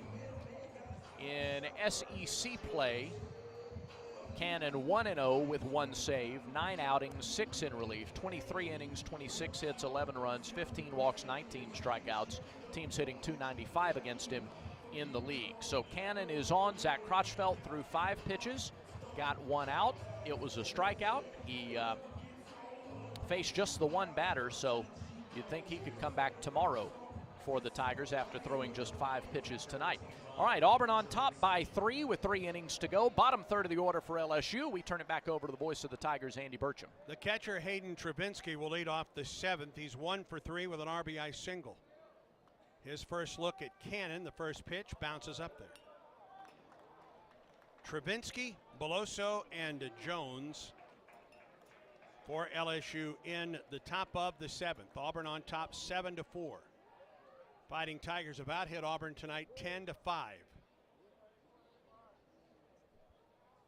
Wind in the 1-0 from Cannon. High fly ball into deep left field. Back goes Stanfield. He's at the wall, and it is off the top of the wall. It is gone. It's a home run. Travinsky's 3rd home run of the season. Hit it just below the scoreboard out and left. And it's quickly a 2-run Auburn lead.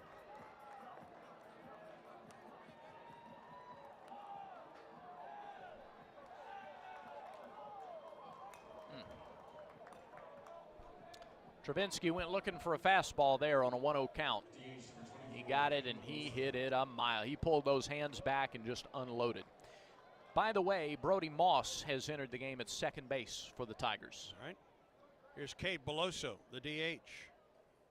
First pitch outside from Cannon.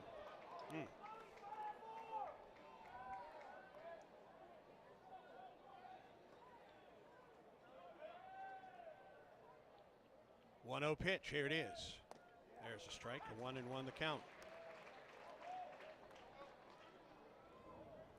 Beloso is 1 for 3 with 2 runs batted in. Now the 1-1. An appeal to third. He didn't go around. 2-1. The bottom third of the order for LSU has driven home 4 of their 5 runs tonight. And Auburn was very good against the really bottom 6 in the order last night. Now the 2-1. Ball 3 low.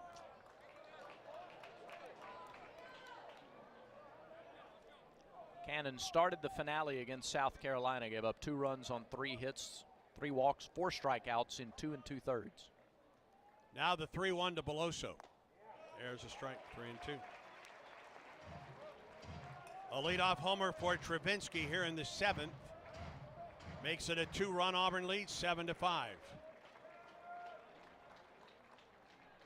Here's the wind and the 3-2 to Beloso. Chopper foul as we pause 10 seconds for station identification on the Auburn Sports Network.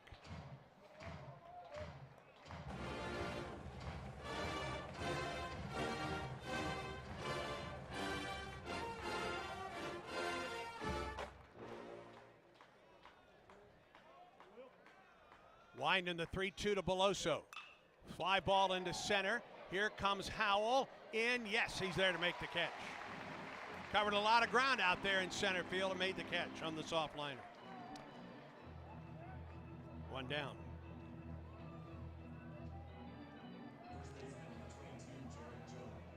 Kaysen just, he spoils you. Smooth stride in from center, eyes watching the ball the entire way. He makes the plays that aren't routine look routine. Here's Jared Jones, who's 2 for 2 tonight. He's been on base 3 times. Wind and the pitch. Blowing away. Doubled and scored in the 3rd. Singled, was stranded in the 4th. And he walked and was picked off of first by Nate LaRue in the 5th inning. Here's the 1-0 to Jones. Fly ball into deep left field, but not deep enough. He got it off the end of the bat. There's Stanfield, 2 outs. Chris barely had to move. A lot of oohs and ahs from the crowd because of the big swing by Jones. And as you said, it was off the I'd have been right bat. there with him in the stands, let me tell you. 2 down, and here is Gavin Dugas. Has been on base twice, has been hit by a pitch. He has walked, and he is 0 for 2 on the night. He bats with 2 outs and nobody on. Cannon winds and fires right down the middle for a strike. First batter he's gotten ahead of in the 4 that he's faced. They're going to keep swinging the bats. They have 18 come from behind wins this year, so Cannon here just ultra important to get ahead, stay ahead of these hitters. Now the 0-1 to Dugas. Line foul up into the Tiger Terrace. Look out. The most dangerous ones are those that are coming on a line and they skim right over the top of the net. That's what that one did. 0-2 to Dugas.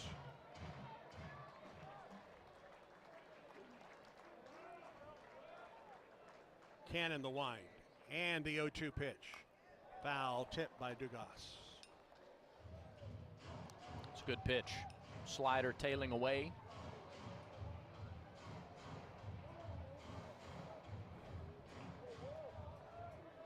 Two outs and nobody on. A run home for LSU in the 7th. Auburn's lead is 7-5. No balls and 2 strikes to Gavin Dugas. Here's the wind and the pitch. Upstairs with a fastball from Cannon. 1 ball and 2 strikes the count. Dugas hitting .309. He has 11 homers, 37 runs batted in. 1-2 pitch on the way. Popped it up, foul back here and out of play. We'll have to get the number of 2-strike pitches they have fouled off. Got to be a dozen or more tonight.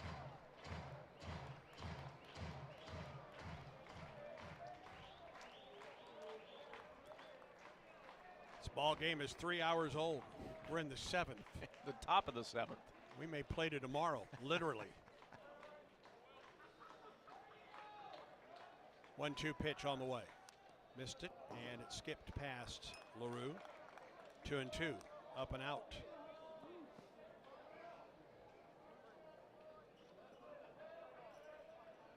Game 3 of the series is tomorrow at 1. We're on the air at 12:45. 2-2 pitch to Dugas. Popped it up, left side. Who has a beat on this one? It is Stanfield, right on top of the line. A little bit of a snow cone, but he made the catch and the inning is over. A run on the homer by Travinski. No errors and no one left to the bottom of the 7th. Auburn 7, LSU 5. Time now for the 7th inning stretch presented by Chick-fil-A. The Chick-fil-A app is here to help you savor every second of the game. Just order ahead, score before the game even starts, eat more chicken, and War Eagle. Auburn baseball continues in a moment. Southern homes are particularly vulnerable to termites. In this climate, you need guaranteed protection. You need Cook's Pest Control and Centricon. Termites attack the Centricon stations, exposing themselves to an agent that eliminates their entire colony. Upgrade from old-fashioned liquid service to the proven protection of Centricon and Cook's Pest Control. Call Cook's today for a free evaluation. Looky, looky, looky, here comes Cookie, Cook's Pest Control. By now, your daily routine is probably a little too routine. Don't you want to change? Don't you want to start playing by your own rules and escape the routine so your fantasy becomes reality? Where every night is an adventure, where new flavors are ready to be tasted, where it feels like you're a winner. Take a chance. Reward yourself. Make your routine anything but routine. Escape every day at Wind Creek Casino and windcreekcasino.com. This game recap is presented by Regions Bank. Regions is a proud partner of Auburn University and the official bank of the SEC. Auburn has scored in 2 innings tonight, 3 runs in the 4th on 1 base hit, then 4 more runs in the 6th on 3 base hits. LSU on the evening, a run in the 2nd, 3rd, 2 in the 5th, and a single run in the 7th. Both teams are heavily into their bullpens now. As we move to the bottom of the 7th, Auburn 7, LSU 5. Cooper McMurray at the plate when Chris Stanfield was thrown out trying to steal home. McMurray is 0 for 3 tonight. The pitch on the outside corner and then some for strike 1. Cooper's average under 300, 293. 12 homers, 36 runs batted in. That's a little bit up and a little bit out. A ball and a strike to McMurray.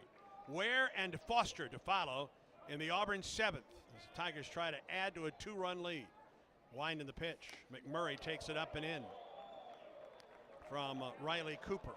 2 balls and a strike to Cooper McMurray. Lefty on lefty, the pitch. Up and off the left side, out of play by McMurray. 2-2 the count to the Auburn first baseman. 1-4-7 in the series. The shift is on for Cooper. The pitch. It misses low and away. 3-2.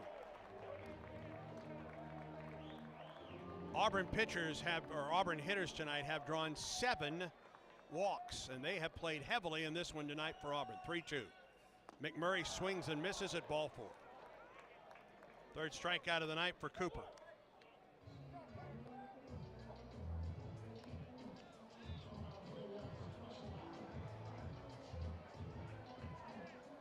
One down. And the head coach, Jay Johnson, is out with Bryson Ware coming to the plate. And it does appear that once again, LSU makes the Golden Flake call to the bullpen. Conecuh Sausage is a product we all know and love, and it's the official sausage and hot dog of the Auburn Tigers. Conecuh Sausage is made from the finest cuts of pork, patented blend of seasonings, all natural casings, and smoked over a pure hickory fire for that true Southern flavor. Enjoy a crowd-pleasing Conecuh Sausage dog or premium hot dog while watching the Tigers, and make Conecuh part of your game day or any day. Conecuh Sausage is celebrating their 75th year. The Sessions family making their premium smoked sausage in Evergreen, Alabama. Be sure to visit the new Conecuh gift shop right off I-65 at exit 96. Golden Flake call to the bullpen for LSU. It's for a state of Alabama guy in Sam Dutton. 5'11", 195, a sophomore from Westbrook Christian High School in Southside, Alabama, just outside of Gadsden. Dutton, 12 appearances, no record, an earned run average of 6.08, just 13 1/3 innings this year. He has given up 19 hits, 9 runs, 3 walks, 14 strikeouts, so he throws strikes. He's given up 5 doubles, 1 homer, 2 wild pitches. Teams are hitting a healthy .345 against Sam Dutton. Let's see how many of those 12 appearances have come in SEC play. 3 of them. 2 2/3 innings in the league, 7 hits, 3 runs, a walk and 2 strikeouts. And in 2 2/3 innings, the opposition hitting .500 against Dutton. His earned run average is above 10 in the league. So he comes on. Collins, or rather Cooper, 1 inning of work, 1 hit, 1 strikeout. Cooper threw 18 pitches, 8 for strikes. I think Cooper, Collins, and Guidry could all come back tomorrow for LSU if needed. They all threw under 20 pitches tonight. But right now it's all about Sam Dutton. Fireballing right-hander to face Bryson Ware. Right-handers hitting .303 against him. Lefties .409. Fastball, curveball, change, an occasional slider. Fastball in the low to mid 90s. 91, 94, that's the range for Dutton. Packs a punch in that 5'11", 195-pound frame. Bryson Ware is 0 for 1 on the night. Struck out in the 2nd. Walked and scored in the 4th. Walked and scored in the 6th.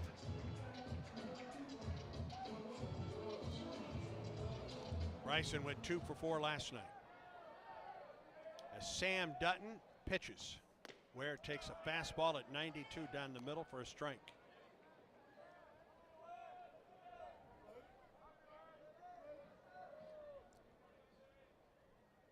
Now the 0-1. Missed the outside corner. Not by much. A ball and a strike now to Ware. Back-to-back fastballs to start the at-bat.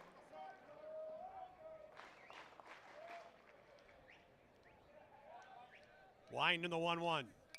Up the right side, out of play by Ware. Ball and 2 strikes to Bryson. 3 straight fastballs from Dutton. Bryson will choke up just a smidge. He's behind 1-2, the pitch. Slider missed outside, 2-2. Really smart take after 3 straight fastballs. You kind of read something breaking coming from Dutton.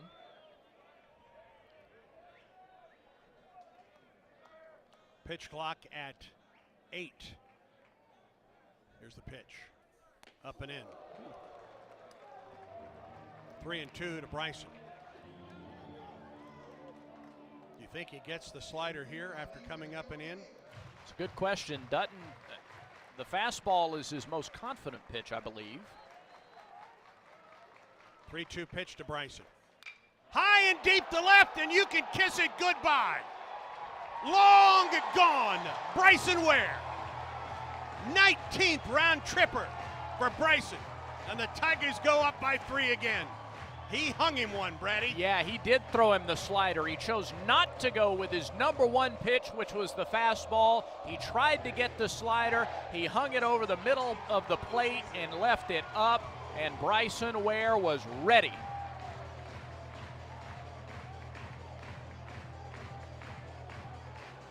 Auburn's first home run of the weekend after hitting 10 last weekend at South Carolina. And it gives Auburn an 8-5 lead, and here's Cole Foster. 380 feet on the homer over the monster. And you love that Auburn answered the LSU home run in the top of the inning with one of its own here in the bottom half. I don't know if that's a baseball that was thrown onto the field or got out of the bullpen or something. I don't know if that's it's a beverage. It's a beverage. Well, yeah. Okay.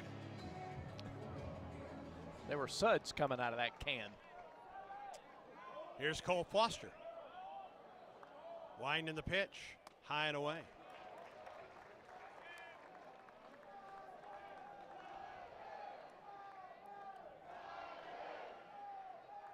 Just the second home run that Dutton has allowed this season. 1-0. Foster takes ball 2 outside. Both of them in the lead. 8-5 Auburn on top, bottom of the 7th. 2-0 to Cole. Ball 3 outside. Remember the 2-2 pitch? No, the 1-2 pitch that Ware laid off on a slider. Yep. And then he came up and in and missed, and then on the 3-2, Ware hit it out of the ballpark. 3-0 to Cole. Strike call, 3-1.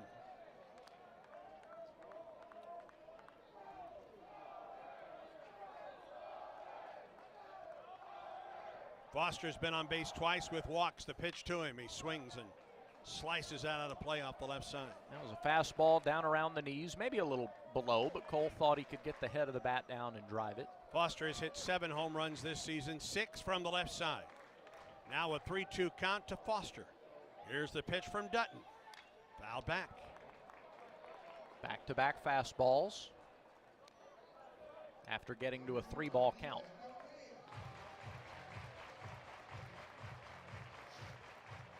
Team's now hitting a little over 500 against Dutton this year in the league. Now the 3-2 pitch. Here it is. Foster lines it into center field, a base hit. Went down and hit a laser beam into center. Yeah, that's not a bad swing if you're in the fairway for your second shot. Cole read it down, went down to get it. Auburn's got another base hit. That's a good 2-iron, let me tell you right there. And here is Kaysen Howell. Been a tough night for Kaysen at the plate. He's 0 for 3 with a couple strikeouts. And when Auburn was in the midst of that 4-run sixth, he bunted for an out. He now bats with Foster at first, 1 out in the 7th, 1 run home for Auburn. Tell you what, White is playing well off the line at third. Here's the pitch. Missed outside with the slider. 1-0. The career active leader in the country for doubles is at the plate right now for Auburn. Foster gets his lead at first. The throw over. Foster is back. The throw was a bit high. Jones had to come off the bag to keep it from sailing past him. Not only is White well off the line, but he was creeping toward the edge of the grass before that throw over to first. 1-0 to Kaysen. Drops in for a strike on the changeup. A ball and a strike to the Auburn graduate center fielder. Trying to add to a 3-run lead in the bottom of the 7th. The runner at first with 1 out. Now the 1-1 pitch to Howell. Fouled. He got one up that hung a bit, and he fouled it back. A ball and 2 strikes to Kaysen. I just wonder if that pitch will make Dutton second guess the slider. Again, if he'll just go back to the fastball here to try to put him away 1-2, because that was not the delivery he wanted. He got away with one. 1-2 pitch to Kaysen. Here it is. Fouled back, came in with a fastball. Kaysen fouled it back. Brody Moss in the on-deck circle for the Tigers. Hats off to Brody Wortham.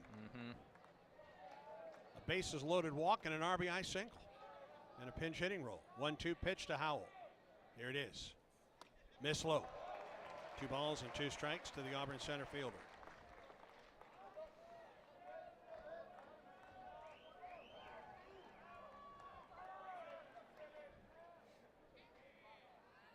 Foster gets his lead at first. Now the 2-2.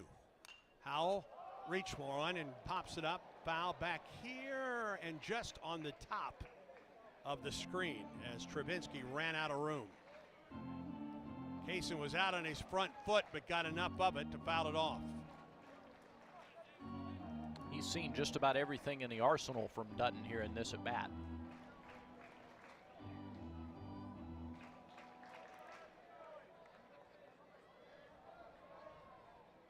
Two balls and 2 strikes to Howell. Stretch. And here's the pitch. Got him swinging on a ball in the dirt. Foster will go to second base on the play. And Howell is down on strikes.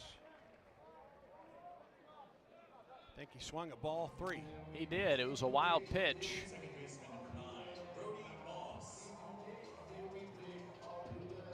Heads up base running by Foster to head down to second. Now a Brody Moss base hit would give Auburn a 4-run lead. They'll play the shift against Moss. Sure will. Brody batting 167. This will be his 19th at bat of the season. He's 3 for 18 with 4 runs batted in. Stretch and pitch. Strike call on the inside corner. Good pitch from Dutton. We're in the bottom of the 7th. Auburn leads LSU 8-5.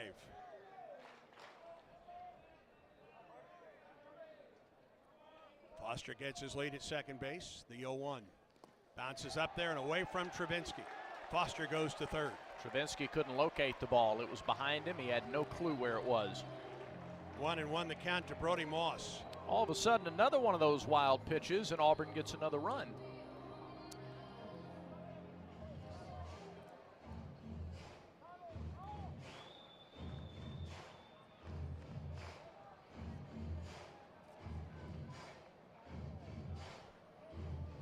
Foster at third, 2 down in the inning. A ball and a strike to Brody Moss. They take the shift off somewhat. Here's the pitch. Ball 2 inside. The shortstop is just to the left of second base. Dugas, the second baseman, is in the outfield grass. Third baseman well off the line and up on the edge of the grass. Strike 2 on the outside corner to Moss, 2-2. And Trey Morgan is way around toward the line in left field. 2 balls and 2 strikes to Moss. Foster down at third. 2 down in the 7th. Auburn on top 8-5. Here's a pitch. Ground ball to the right side to the first baseman. He'll flip to the pitcher covering, and Dutton beats Moss to the bag. And the inning is over. A run on 2 hits. No errors, a man left for Auburn. We're through 7. Auburn 8, LSU 5. This is the Auburn Sports Network from Playfly. Here's a clip from a recent Talking Tigers podcast with Andy Burcham. Auburn's associate head coach for equestrian, Jessica Braswell, joins us. I came to school here, rode on the team, and then I stayed and was the first graduate assistant. I didn't get to coach, but I got to see the operations side and what it looks like on the other side from being a student athlete. Then I got my MBA while I was in graduate school. So my first job out of college, I got a job with Cigna Healthcare. So I moved myself up to West Hartford, Connecticut. Okay. So I did that for 4.5 months, and Coach Williams called me and offered me the coaching position, and I told him I would be here in 2 weeks. That was 12 seasons ago, and I'm still here. So I've been coaching. This is my 12th season. I've lived here longer than I've lived anywhere, and it's definitely become home. A new episode of the Talking Tigers podcast is released every Monday, wherever you listen to podcasts. Like and subscribe to the Talking Tigers podcast, only from the Auburn Sports Network.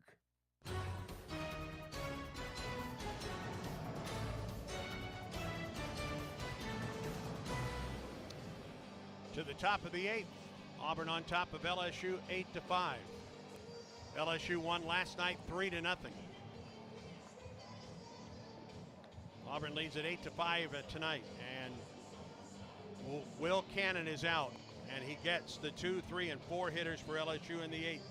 Trey Morgan, Dylan Cruz, and Tommy White. If you do this right, this is the last time you have to face these guys in this game. That's true. Hayden Murphy and the Auburn pen.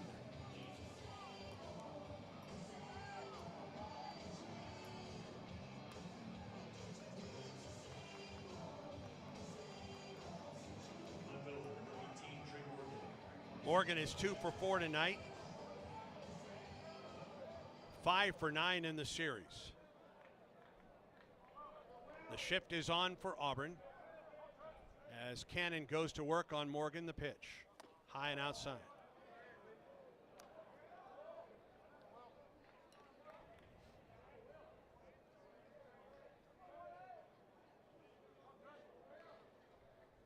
One 1-0 pitch to Morgan.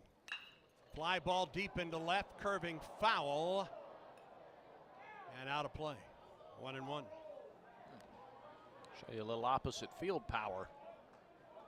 Every ball he's hit to the right side has just been a laser. He struck out looking in the first, singled in the third, singled in the fourth, and grounded out to third in the 6th. Now the 1-1. High and outside.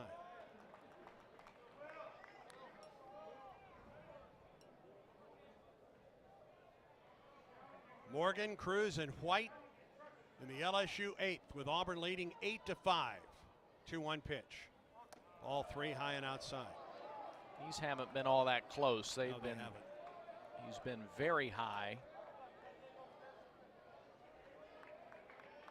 He has wiped his hand off on his jersey a couple of times, trying to ensure the grip. 3-1 to Morgan. The wind and the pitch from Cannon. He walked it. Everything he missed to Morgan was out and a little bit up to the left-handed hitter. And now here's Dylan Cruz. Counting the home run in the 7th, it's the 4th time in the game the leadoff batter has reached base. The other 3 times that batter scored. Cruz is 0 for 3 tonight. He is 1 for 7 on the weekend. He's still batting 470. He's still batting 471. Throw to first. Morgan's back. Morgan unsuccessful in his only stolen base attempt this year. 8 runs, 7 hits, 1 error, 6 left for Auburn. 5 runs, 11 hits, no errors, 11 left for LSU as Cruz swings and comes up empty. That was a slider, and it was a strike anyway. To be able to land that pitch is what Cannon needs. Will comes set. 0-1. Strike 2 on the outside corner to Cruz. Followed the slider with a fastball. Cruz gave up on it, thought it was going to break. It didn't.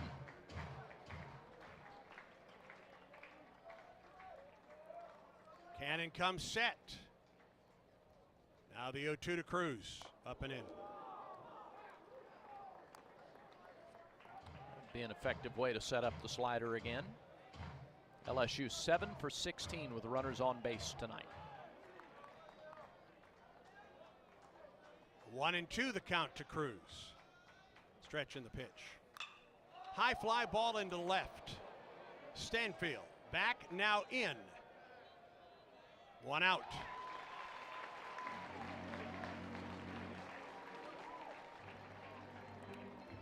And here's Tommy White.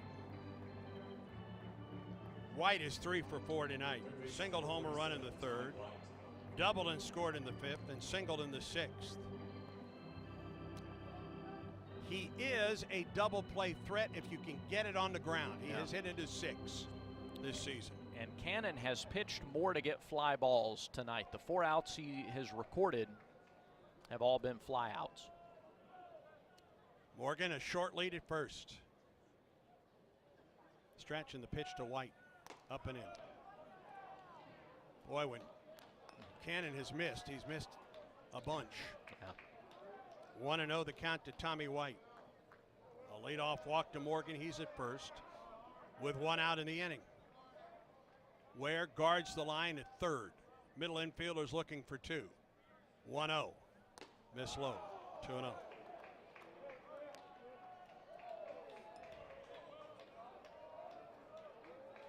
Three hits tonight for White. Throw to first. Morgan just a step or 2 off the bag. Back to the bag safely.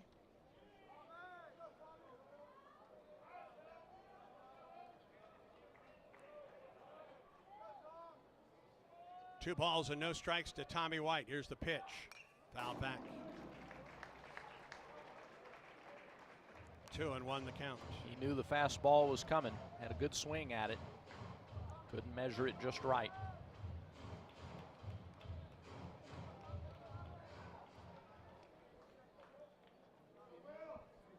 Cannon at 30 pitches tonight. Comes set. And the 2-1 to White. Upstairs, ball 3. An appeal to first. He didn't go. 3-1.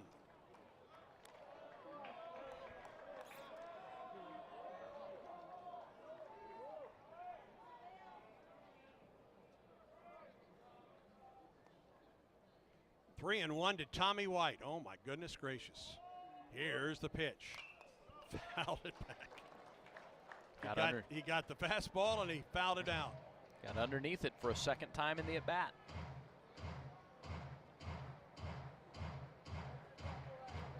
And I think White might have gotten LaRue on the follow-through. Sure did.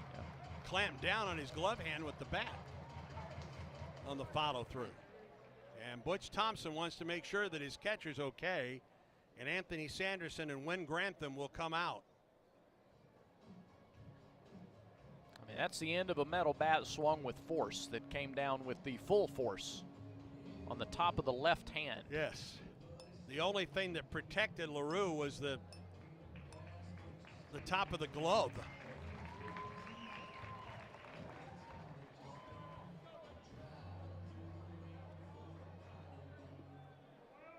Full count now to White. Morgan at first. 1 out, top of the 8th. Cannon comes set. Here comes the pitch. Chopper foul up the 3rd baseline. I wondered if they might try to send Morgan. Perhaps. But they didn't. Down by 3. Yeah. 3-2 pitch, only 1 out. And Nate just took a bat off the hand. Another 3-2 pitch from Cannon to White.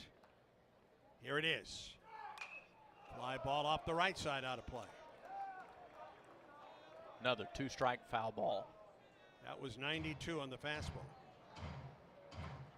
One of the reasons we've got a 3.5-hour game going here in the 8th inning. They extend every at bat.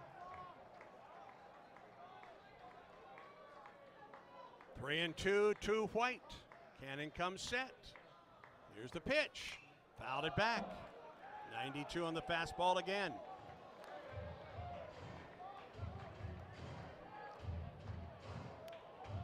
This will be the 9th pitch of the at bat coming up. It's been a good one for Tommy White. Morgan at first, 1 out. Auburn on top, 8-5. We're in the top of the 8th. Another 3-2 pitch to White from Cannon. Line drive down the third base line, fair and into the corner.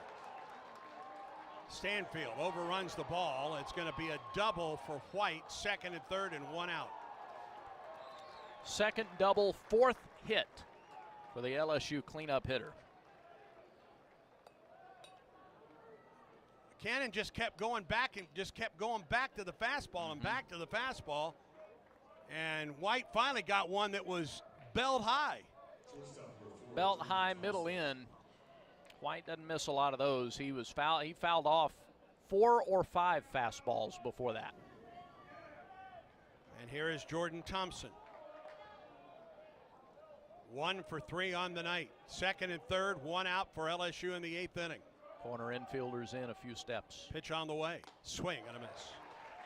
That was the slider. I just wonder if Will, well. He wasn't going to throw the slider to White, was he? He was not. Not with the 3-2 count. 0-1 to Jordan Thompson. Cannon comes set. Now the pitch. Swing and a miss. Another slider. Strike 2. You go right back to that well. Boy, if you throw a fastball, you better get it out. Yeah. I think you go right back to the slider. Off the stretch, Cannon. 0-2 pitch, here it is. Ground ball to the left side to Foster. They've got the runner held up between second and third. They throw to Moss. He flips to Ware for the out there. And Thompson gets to second base. A run scores.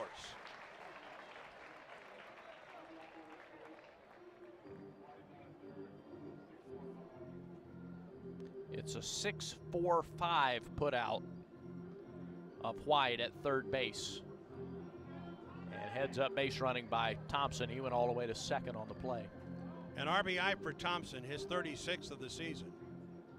And now Paxton Kling to the plate. Kling came on as a pinch hitter in the top of the 6th and was struck out. Matter of fact, he was struck out, the only batter that Zach Crotchfeld faced. So Auburn's lead down to 2. It's 8-6. Thompson at second base with 2 outs. As Cannon comes set. Here's the pitch to Kling. Outside with the slider. If you get Kling, it's the bottom 3 in the order for LSU in the 9th. But those guys have driven home 4 of LSU's 6 runs tonight. But you want Kling. 1-0. Strike. Landed the slider for a called strike there. A runner at second base, 2 down. A ball and a strike to Paxton Kling. Cannon comes set. Here's the pitch. Fly ball deep into left center field. Long run, Stanfield. He is there to make the catch in front of the VCOM sign. Underneath the scoreboard and left. Woo! He had to go a long way to get to that one, and the inning comes to a close. A run on a hit, no errors, a man left. LSU has stranded 12. We go to the bottom of the 8th. Auburn 8, LSU 6. Auburn baseball continues in a moment. Hello there. My name is Shell, and what makes the Chick-fil-A chicken sandwich original to me is the punch of flavors that's unlike any other. You get the crispy tenderness of the chicken and that hint of sourness from the pickles. Ta-da! Hey, I'm Juan, and what makes the Chick-fil-A chicken sandwich original to me is you know you're gonna get chicken that's crispy, golden, and juicy. This is the gold standard of chicken sandwiches. Order the original Chick-fil-A chicken sandwich on the Chick-fil-A app today. Real customers paid for their testimonials. Y'all, Kayla just got the perfect summer job. What will she be doing? Using her aerospace engineering classes. Well, John is getting to do science all summer. Really? You know, John's an education major, and he'll get to work with children every day. Ashley is really excited for her summer job, too. She's going to spend lots of time outdoors. Where will they all be working? Space Camp. Find the ultimate summer job at the U.S. Space and Rocket Center, home of Space Camp. Visit rocketcenter.com/careers for more information. Back to the ballpark for more Auburn baseball. 9 1-2 hitters for Auburn in the 8th. Auburn leads LSU 8-6. LSU won here last night 3-0.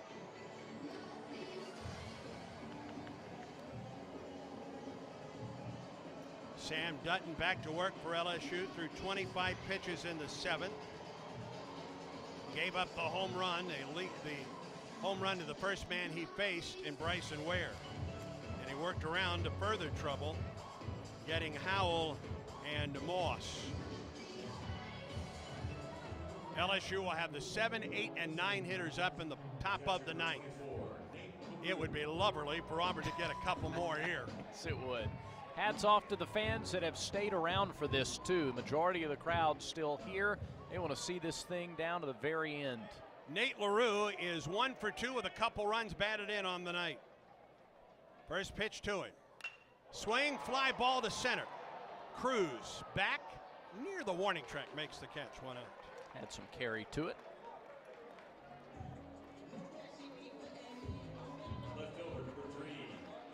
There's Chris Stanfield. Hit by a pitch in the 6th. Has lined to center, flied to right, and struck out looking. And was thrown out trying to steal home. Wind and the pitch. Stanfield to the third baseman. Down to a knee. To first. Got him. Nicely played. Tommy White to Jared Jones. 2 down.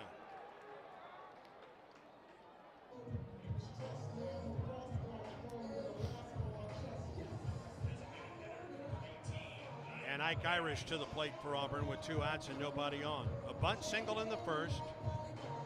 Walked. Went to second on a balk and scored on a wild pitch in the 4th. Has grounded to short and a sacrifice fly and an RBI. His 40th of the season in the 6th. 2 outs, nobody on for Auburn. The pitch on the way. Irish takes the off-speed delivery for strike 1. 3 homers, 40 runs batted in for the Auburn freshman. Here comes the pitch. Swing and a miss, and Irish is behind 0-2. Ike batting .366 in his freshman campaign.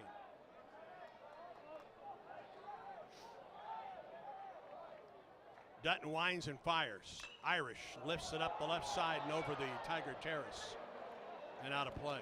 Sure would love to give Bobby Pierce another opportunity. I would too.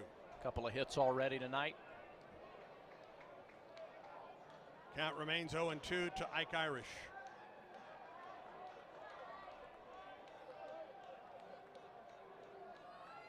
Dutton winds and fires. Irish chops it up the first baseline to the first, no, the pitcher, and Dutton takes it to the bag and gets Irish closely, but got it. And Auburn is retired in order in the 8th. We go to the 9th. Auburn 8, LSU 6. Stay tuned. This is the Auburn Sports Network from Playfly. The Auburn Tigers Today podcast keeps you plugged into the Tigers like nowhere else with Andy Burcham's weekly coaches interviews, post-game audio, and Jacob Hellman's comprehensive This Week in Auburn Athletics feature. It's the only podcast that keeps you current on everything happening around Auburn athletics, from Jordan Hare to Neville Arena and beyond. Just like and subscribe to Auburn Tigers Today podcast.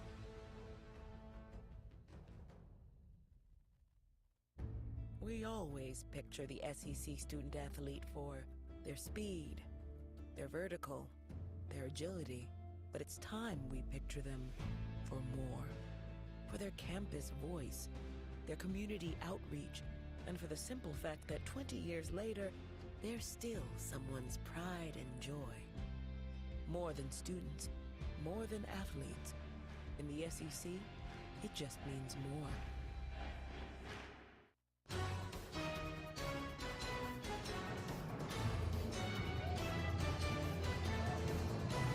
Regardless who wins this game tonight, it will be a comeback win for both Auburn and LSU. Auburn has 11 comeback wins this season. LSU has 13? 18. 18. All right.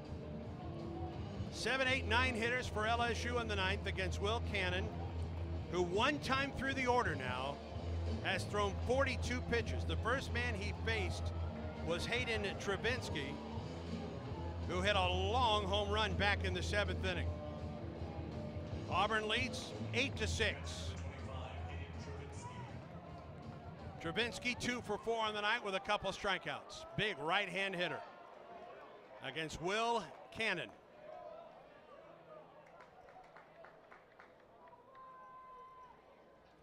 First pitch to Travinsky.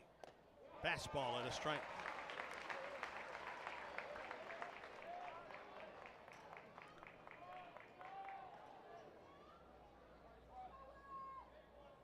Cannon winds in the 0-1. Fouled back here. 0-2 to Travinsky. Hayden Murphy kind of short tossing in the bullpen now. He would be the guy that Auburn went to just in case. No balls and 2 strikes to Travinsky. Cannon does not have a strikeout tonight. The 0-2 pitch. Fly ball right side, deep but foul.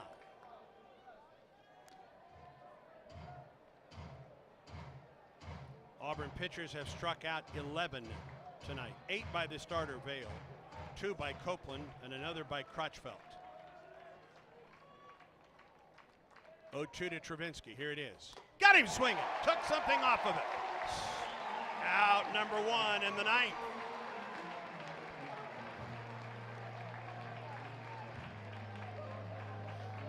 And here's Cade Beloso.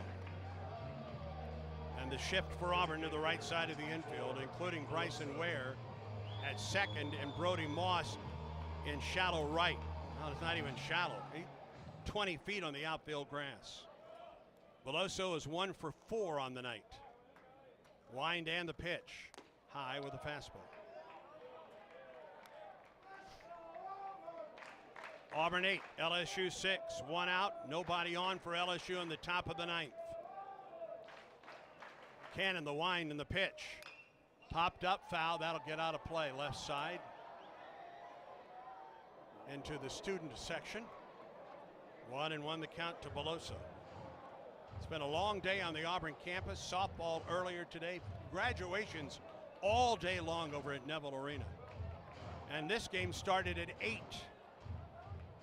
And it's going on 3 hours and 45 minutes. 1 ball and 1 strike to Cade Beloso. Wind in the pitch from Cannon. Fouled off the left side, out of play. 1-2.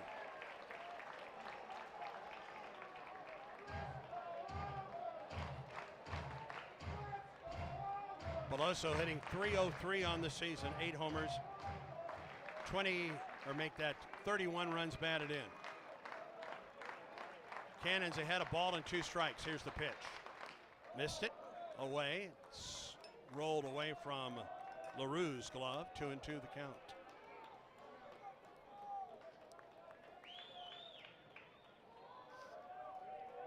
Jared Jones waits on deck.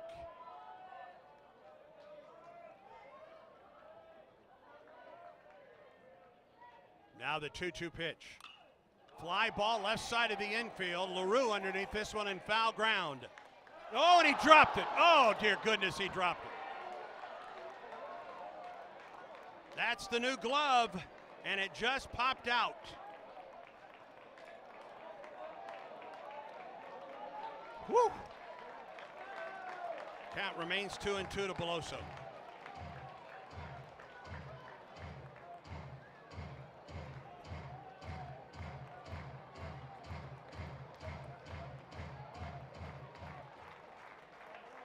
One out, nobody on. 2 balls and 2 strikes to Beloso. Cannon winds and fires and hit him.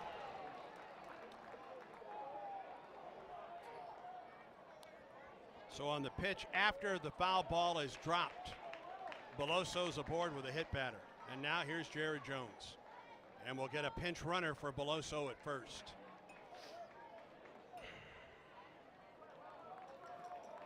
Jack Merrifield out of Prairieville, Louisiana, will run for Beloso.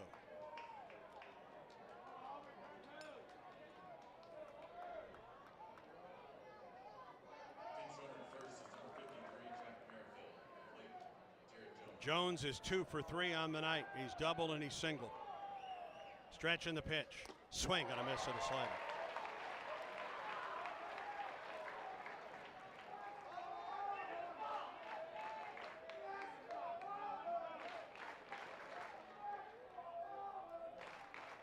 Cannon comes set. The 0-1 pitch. Missed upstairs, 1-1. Will is at 54 pitches tonight. Hayden Murphy warming up in the Auburn pen. A runner at first, 1 out. Top of the 9th, Auburn 8, LSU 6. Stretching the 1-1. Swing and a miss on a fastball at 92. He's gone to 2 strikes on every batter in the inning.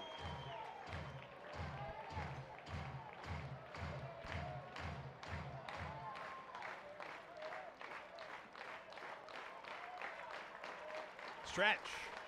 1-2 pitch. Swing and a miss. He struck him out on a slider.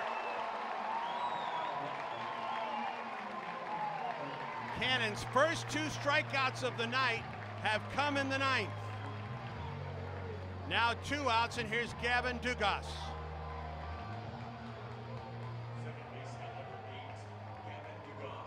He's 0 for 3 on the night with a strikeout and a walk.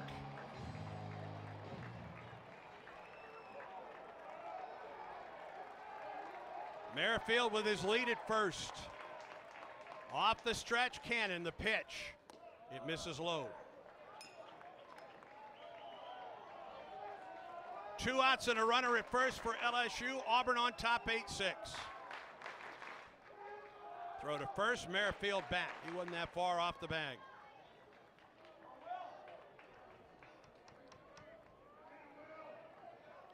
Will Cannon trying to get that 3rd out, even the series.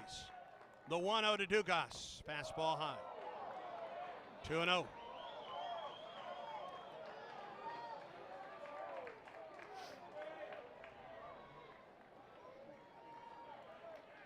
Merrifield gets a lead at first. 2 balls and no strikes to Gavin Dugas. Stretch and the pitch. Ball 3 low. Trey Morgan in the on-deck circle for LSU. 3-0 the count to Dugas. Merrifield gets a very short lead in the pitch. Down the middle for a strike, 3-1.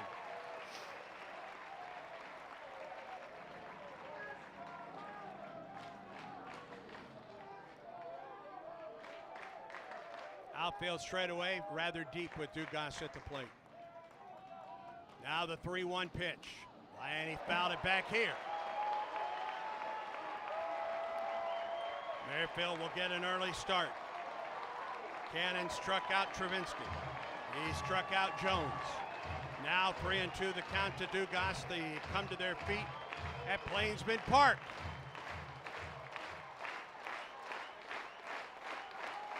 The stretch by Cannon and the 3-2 pitch to Dugas. Here it is. He lost him, lost it upstairs. Dugas walks.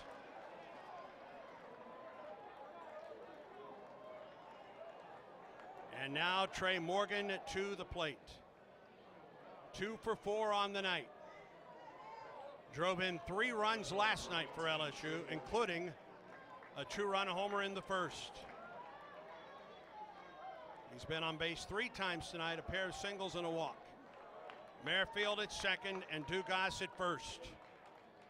As Cannon comes set and pitches. High, ball 1.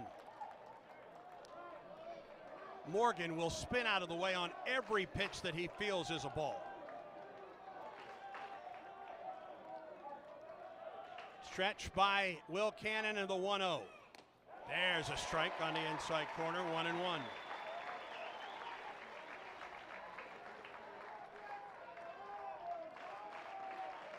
Morgan, a .275 hitter with 2 outs this season.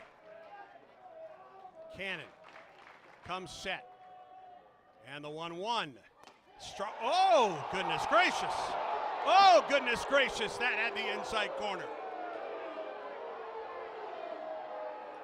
Butch Thompson just puts his hands on his knees and looks down.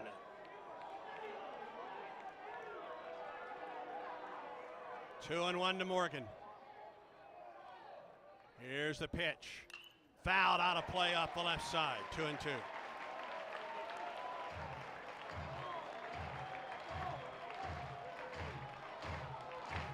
Back to their feet at Plainsman Park. Will Cannon against Trey Morgan. First and second, 2 outs, top of the ninth. Auburn 8, LSU 6. 2 balls and 2 strikes to count. The stretch by Cannon. Here's the pitch, high and away with a fastball. And now the 2 runners on base will get an early start.